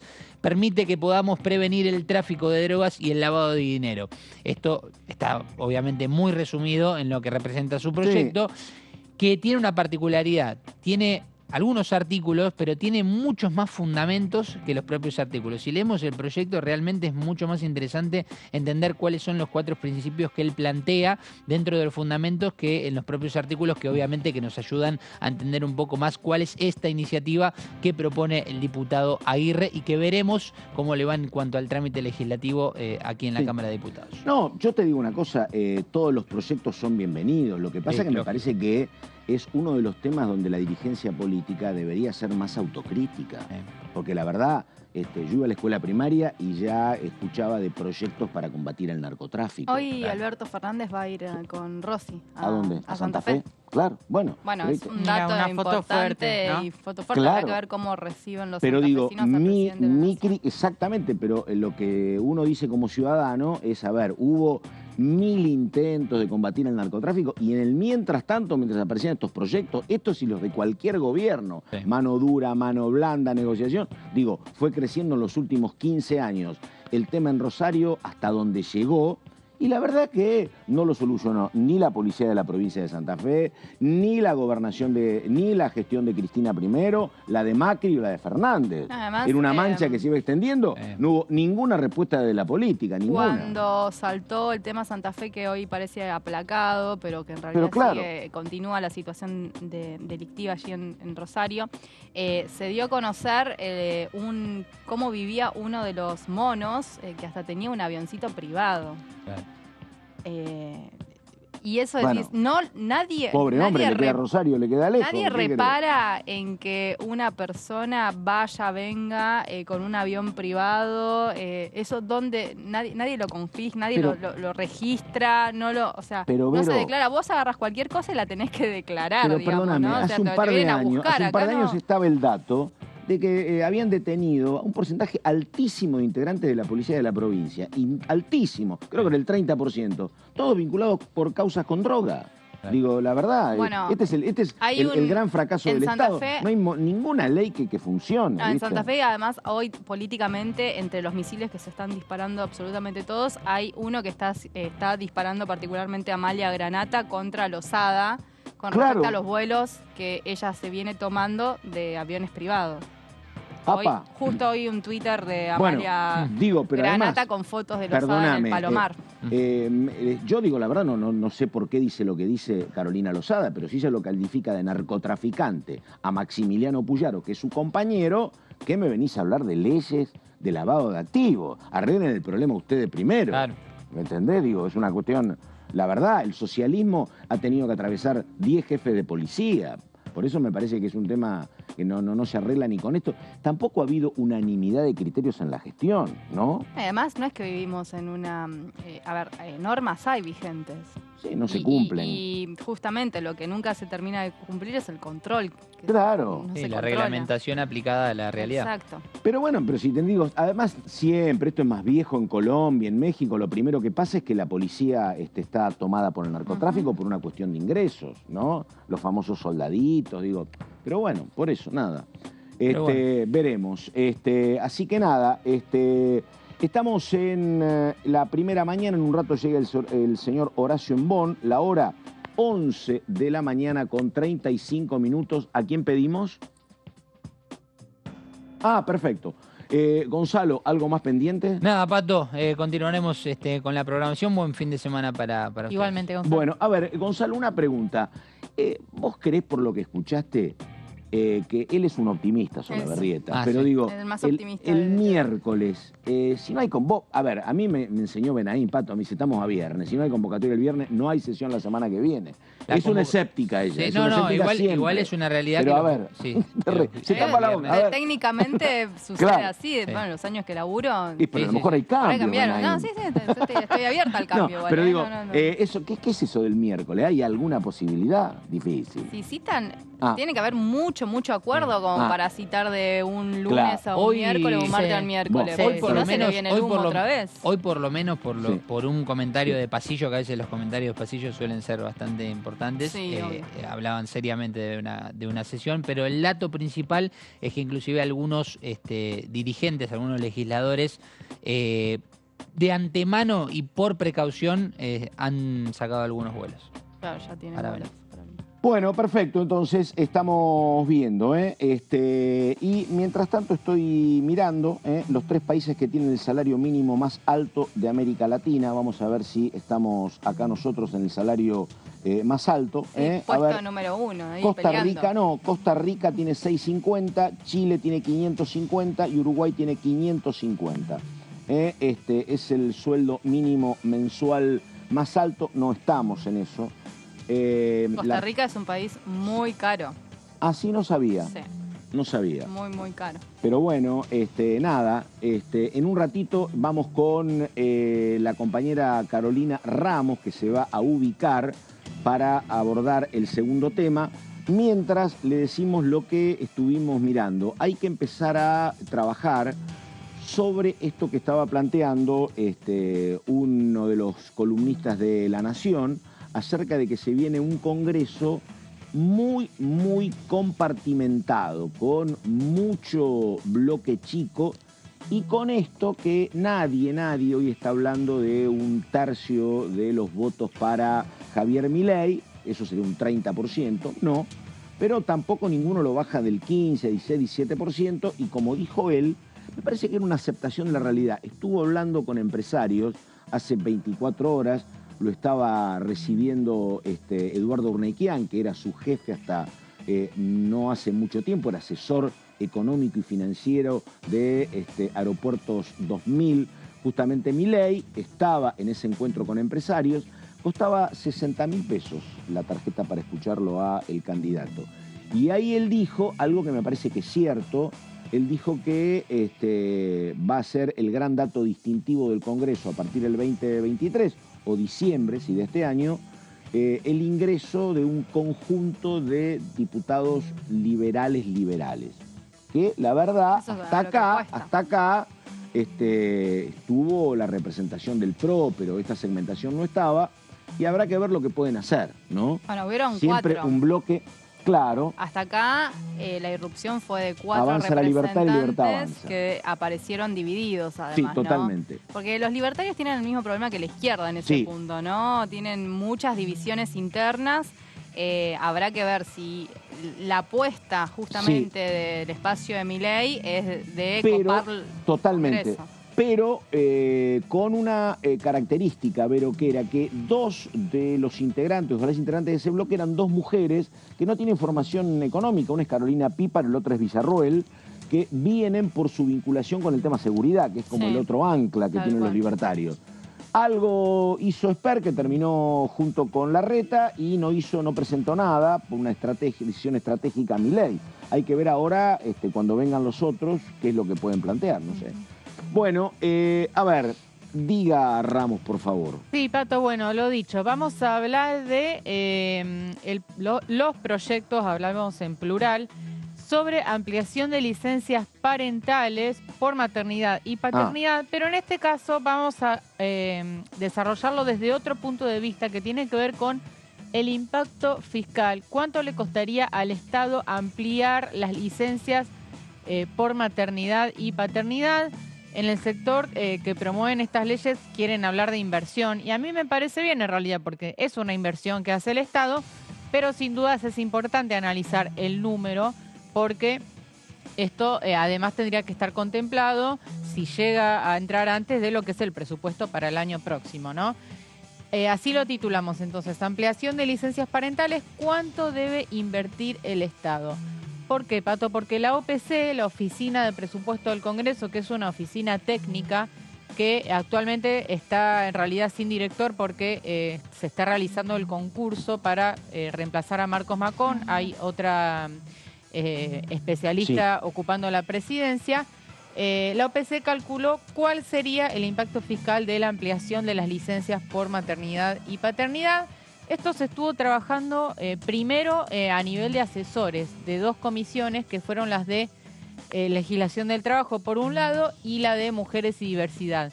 ¿Qué hizo después presupuesto? La Comisión de Presupuesto pide a la OPC un informe sobre el impacto fiscal y la OPC responde con este informe bastante largo y muy puntilloso respecto de los números. ¿Qué hizo la OPC además? Agarró solamente la porción de trabajadores del sector formal. Estamos hablando de trabajadores en relación de dependencia en el sector formal que están amparados en la LCT, la Ley de Contrato de Trabajo. Ese es el universo que tomó la OPC para calcular cuál sería el impacto fiscal, porque hubo una decisión política del oficialismo de que solamente se amplíen las licencias para los trabajadores formales y no a monotributistas que hoy no tienen ni informales. Digamos una cosa, ¿no? Acá lo hemos señalado, pero la verdad, la Oficina del Presupuesto del Congreso es absolutamente seria. Y neutral. Y además trabaja con una precisión absoluta. Digna de elogio. Por eso, esto lo podríamos llamar como un borrador de dictamen. En realidad no puede llegar a tener cambios, ¿no? Lo que se decida, porque todavía no hay dictamen en las comisiones. Pero se le acercó a la OPC esta propuesta de trabajo, la OPC calculó y devolvió con este informe. Vamos a ver en la próxima placa de qué números estamos hablando. A ver. El impacto fiscal de la propuesta legislativa se estimó en un gasto aproximado de 75.604 millones de pesos, lo que equivale al 0,045 del PBI para 2023. ¿Es mucho? ¿Es poco? Esto lo dirán quienes lo tienen que aplicar. Esto siempre es un cálculo sobre el trabajador o trabajadora en blanco. En blanco, exactamente. Este impacto se genera por la necesidad de cubrir más días de licencia respecto de la norma vigente, se amplían en algunos casos y en otros casos se crean nuevas licencias que hoy no existen. Vamos a ver en las próximas placas de qué licencias estamos hablando. Este proyecto, que en principio tiene algún nivel de consenso, propone las siguientes licencias parentales. 126 días para la madre, o mejor dicho, persona gestante, que hoy por hoy tiene 90. El dato principal es para los padres, para la persona no gestante, que actualmente tienen 2, y se lo amplía a 45 días. Acá es importante porque el proyecto del Ejecutivo originalmente hablaba de 90, acá se le pidió a la OPC calcular sobre 45, pasaría de 2 a 45. Y en el caso de adopción serían 90 días para ambos progenitores. Pero hay más licencias. Estos son los días que se amplían, pero también se amplían por otras causales, si se quiere. Vamos a verlo en la próxima placa. Porque también se otorgan 30 días adicionales para la persona gestante, es decir, la madre, y 15 días adicionales para el padre o persona no gestante en los siguientes casos. Nacimientos múltiples, es decir, a partir del segundo hijo. Nacimientos prematuros, interrupción del embarazo luego del 6º mes de gestación y fallecimiento del hijo después del parto. O sea, si ocurre alguna de estas causas, hay más días de licencia tanto para la madre como para el padre. ¿Tenemos más placas? A ver.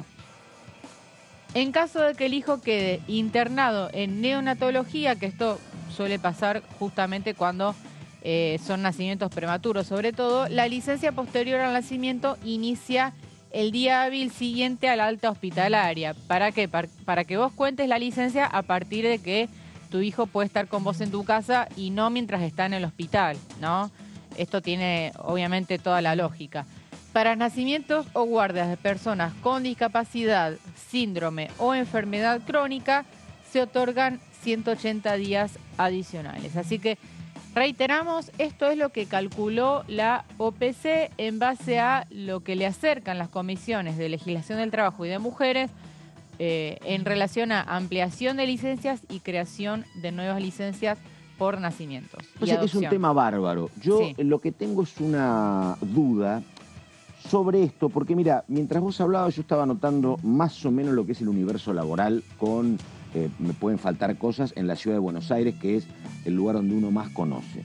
Vos acá tenés, en la actividad privada, tenés repartidores de Rappi, tenés conductores de Uber, tenés mucho trabajador gastronómico. Que no son formales. Tenés mucho recolector urbano, efectivamente. Claro. Ahí tenés, a esta gente no le tocaría nada. Nada. Y después tenés, que es lo que a mí me hace ruido, tenés docentes en la capital federal, tenés mucho sector de empleado público, podés tener trabajadores de UTA conduciendo colectivos, que también les tocaría este tema. Sí. Pero el problema es que hay como más beneficios para un sector y nada para el otro, y son tan trabajadores los que están con el monotributo o en negro como los otros. Y me parece que, bueno, se atiende mucho y está bien a un sector, pero no hay nada para el otro. Estás distribuyendo mal entre los propios trabajadores. Sí. Es un tema, la verdad, que me hace mucho ruido. Sí, esto ya se planteó, de hecho, ruido. Hubo diputados que lo plantearon. Pero claro, ningún derecho para un sector y todos los derechos para el otro. Aparte, bueno, una cosa, vos estás en algún ámbito con un trabajo en blanco y estás protegido, cuidado. No hay nada para el otro y son miles. ¿Vos qué ves en la calle? Sí, oficinas para adentro, es lo que yo te digo. Pero el resto, recolectores urbanos, gastronómicos, un montón de gente que no haya nada, me parece... Sí. Que me parece que estamos dando una pelea, digo, primero hagamos una pelea por lo que es la integración del trabajador en negro o el monotributista al otro ámbito. Porque si no hay mucha diferencia. No es una diferencia entre el rico y el pobre. Son trabajadores los dos. Sí, pero sí, bueno, yo personalmente coincido. La verdad. Pero bueno, a su vez también me parece que es necesario avanzar, porque claro, Argentina es uno de los países más relegados en materia de cantidad de días de licencia. Somos de los que menos días otorgan, ¿no? Me parece que hay que avanzar. Ahora bien, no se puede desatender esta realidad que vos marcás, porque es amplio el universo de trabajadores informales. Pero bueno, es una decisión... Estás muy al albur, cuando sos monotributista, dependés mucho de la buena o mala voluntad de quien te contrata. Porque yo conozco casos de compañeras locutoras que son madres y la empresa les da 6 meses. Pero es una decisión de la empresa. Claro. No está protegida. La empresa tiene que tener margen para hacer eso, ¿no? Exactamente. El tema es ese, porque tenés que contratar quizás a un trabajador suplente por 6 meses y termina siendo ahí un costo para la empresa. Claro. En el caso de las licencias, en realidad, los días de licencia, esto no lo habíamos señalado, la Seguridad Social es la que se hace cargo del pago. O sea, la ANSES es la que te paga en esos días lo que es la asignación por licencia. Y esto no lo habíamos dicho, Pato. Si el trabajador tiene más de un empleo en relación de dependencia, difícil, porque hoy por hoy podés tener un empleo formal y después algún monotributo, no sé qué tanto hay de 2 empleos formales, pero bueno, si se da ese caso, la asignación será percibida los operadores en los 2 de radio, empleos. Los operadores de radio suelen, como tienen turnos de 6 horas, hay muchos compañeros y compañeras que hacen radio a la mañana y a la tarde con 2 empresas distintas. Bueno, si pasa eso, el trabajador va a tener los días de licencia en los 2 trabajos, porque si no puede pasar que tengas en uno, pero igual tengas que ir al otro. Bueno, va a ser igualitario para ambos. Bueno, los números y los datos de Caro Ramos, estoy mirando también, todo viene lindo porque hay mucha pelea. Lo que pasó con la presentación de Martín Lustó, ¿no? Donde le cantaron a Macri ¿de qué barrio sos? Que la verdad que yo no sabía, dice que es una marchita que se canta mucho en las canchas, cuando obviamente se enfrentan barrio contra barrio. Y la verdad que crecen los cuestionamientos a Jorge Macri. No estamos para ser plan B de nadie. Cada uno de los mensajes de Lustó tuvieron a Macri, primo del expresidente, como destinatario claro. En el inicio de la campaña electoral, Lustó se lanzó oficialmente ante un microestadio de Argentinos Juniors colmado de militantes y seguidores que no dudaron en aportar su condimento en contra del otro candidato de la interna porteña. Nuestros equipos son de acá, trabajan acá, se especializan en la ciudad y viven en la ciudad. No estuvieron ni están trabajando o pensando en otro lugar para unos meses antes mudarse y aprender. Somos de acá, conocemos y vivimos cada centímetro de la ciudad. A ver, cuando él habla de plan B de Macri, sin nombrarlo, me parece que hablaba de que tal vez el objetivo de Macri Jorge era ser candidato a gobernador de la provincia de Buenos Aires. Me parece en algún momento parecía como el camino. Como eso se cerró, porque Santilli está de un lado y Grindetti del otro, apareció la candidatura en la ciudad. Pero me parece que está hablando de eso, no lo tengo muy en claro. Pero bueno, eso de que, repito, ellos trabajan para la jefatura de gobierno de Cava. Sí, puede ser. Larreta no participó, creo que mandó un video o apareció en algún momento de forma virtual enviando un saludo. Pero hay que decir, Pato, que en la ciudad de Buenos Aires el PRO se encolumnó detrás de Jorge Macri. Claro. Recordemos que estaba la pelea entre Jorge Macri y Quirós, se hicieron esas famosas 3 encuestas y finalmente el PRO se encolumnó detrás de Jorge Macri. También la coalición cívica un poco a regañadientes, pero lo hizo. Lustó quedó con el radicalismo solamente. Claro, pero acá... que, mirá, la interna por la sucesión porteña quedó reflejada a partir de las presencias que tuvo el lanzamiento. En Argentinos Juniors, hablaba Lustó, dijeron presente el compañero de fórmula y gobernador de Jujuy, Gerardo Morales, puede decir, bueno, soy radical, estoy por eso, pero estuvo el jefe de gabinete porteño, Felipe Miguel. Pero Miguel en la interna tiene que votar a Jorge Macri. Claro. Bueno, estuvo la ministra de Desarrollo Humano y Hábitat, María Migliore, estuvo el secretario de Cultura, Enrique Abogadro. O sea, funcionarios de Larreta, básicamente. Totalmente. Y estuvo el director del Teatro Colón, Jorge Tellerman. Así que la verdad... El larretismo presente. Bueno, no estuvo de cuerpo presente, pero sí su funcionario. Exacto, no estuvo él, efectivamente. Claro. Estamos todos juntos acá porque queremos seguir mejorando Buenos Aires. Este espacio tiene vocación para seguir transformando la ciudad. Soñamos con una Buenos Aires mejor, estamos convencidos de que se hizo mucho y de que juntos podemos seguir mejorando Buenos Aires. Yo te digo, no quiero pensar, ¿no?, en un Mauricio Macri donde, por ejemplo, en la ciudad gana Martín Lustó y en la nacional gana Larreta, ¿no? Pero bueno, qué sé yo. Pero están jugando como muy, muy complicados. Y al lío grande que hay con la pelea entre Bullrich y Horacio Rodríguez Larreta, plan B ahora que están señalando en contra de Jorge Macri. Mientras tanto, hay amor que comenzó ayer, de verano, vos sabés, de verano, no, de invierno, estamos en plena temporada de invierno, y vos sabés que Sergio Massa y Daniel Scioli están a full hoy también. Sí. Están ahora juntos en un lanzamiento. Por eso te digo que el amor de invierno crece dentro de lo que es Unión por la Patria, porque ahora están en el CCK, lanzamiento de la temporada de invierno. ¿Y quién está? Massa con Daniel Scioli, que no ocultan su cercanía, exactamente. Pero su ¿qué tan real es esa cercanía? Me pongo en el rol de Vero del escepticismo. Bueno. Ay, yo te digo una cosa, una vez que ella está realmente consustanciada con la historia, que cree en los afectos, apareces vos No, es que es difícil creer que una relación tan tirante durante tanto tiempo, de repente... ¿A dónde va a ir Daniel Scioli? Es mi pregunta, ¿no? ¿Sabés qué me parece a mí? Dale. Tanta cercanía, mostrarlo, algún lugar están pensando y alguna bomba en algún momento nos vamos a enterar. ¿Sabés qué me parece? Que el oficialismo estaba como muy golpeado, la inflación, la pelea de Cristina con Alberto... Y han inventado esto de Unión por la Patria, han visto el berenjenal que es la oposición y dicen, che, escuchá una cosa, abrimos una puerta y vamos a llegar peleando hasta octubre. Me parece que les pasa eso, me parece que los une el amor y no el espanto. ¿Lamen Cerrón? Creo que es candidato. Es el primer candidato legislador de la ciudad. De la ciudad, ok. Porque en las fotografías, claro, porque él como es ministro de Turismo en la actualidad, en las fotografías que están circulando se ve a Daniel Scioli, a Sergio Massa y a Lamens, así como muy cercanos los tres. Y te decía, este amor, que ayer Sergio Massa lo fue a buscar a Daniel Scioli lo recibió en la puerta misma del ministerio, ¿no? Como... Sí, te digo una cosa, a ver... ¿Cuántas veces te han ido a recibir así, Pato 1000 Méndez?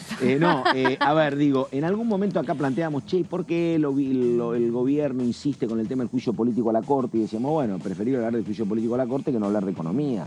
Y ahora vos fíjate que no se habla ni del juicio a la Corte, ni se habla de economía. Después vamos en un rato, en unos días, sabremos el índice de inflación del mes de junio, que termina. Pero la verdad que para beneplácito del actual oficialismo, el despelote de la oposición hace que hablemos más de eso que otras cosas. no hablamos ni del juicio de la Corte, ni hablamos de economía, la inflación, ¿viste? Se hablará un momento, pero es demasiada tirantez en Juntos por el Cambio. Sí. Sí, juicio político hace rato ya que perdió. Sí, claro.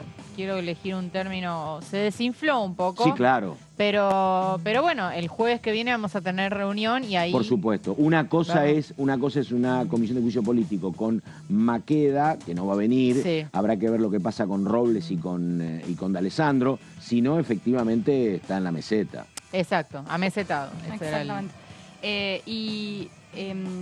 También hay una cuestión ahí en juicio político que me parece que la va a levantar el tema coparticipación cuando definan qué gobernador va a venir a hablar, qué es lo que va a decir Guado de Pedro como ya primer candidato a Pero senador por ahora el incendio opositor me parece que les es muy funcional. Bueno, tenemos que terminar.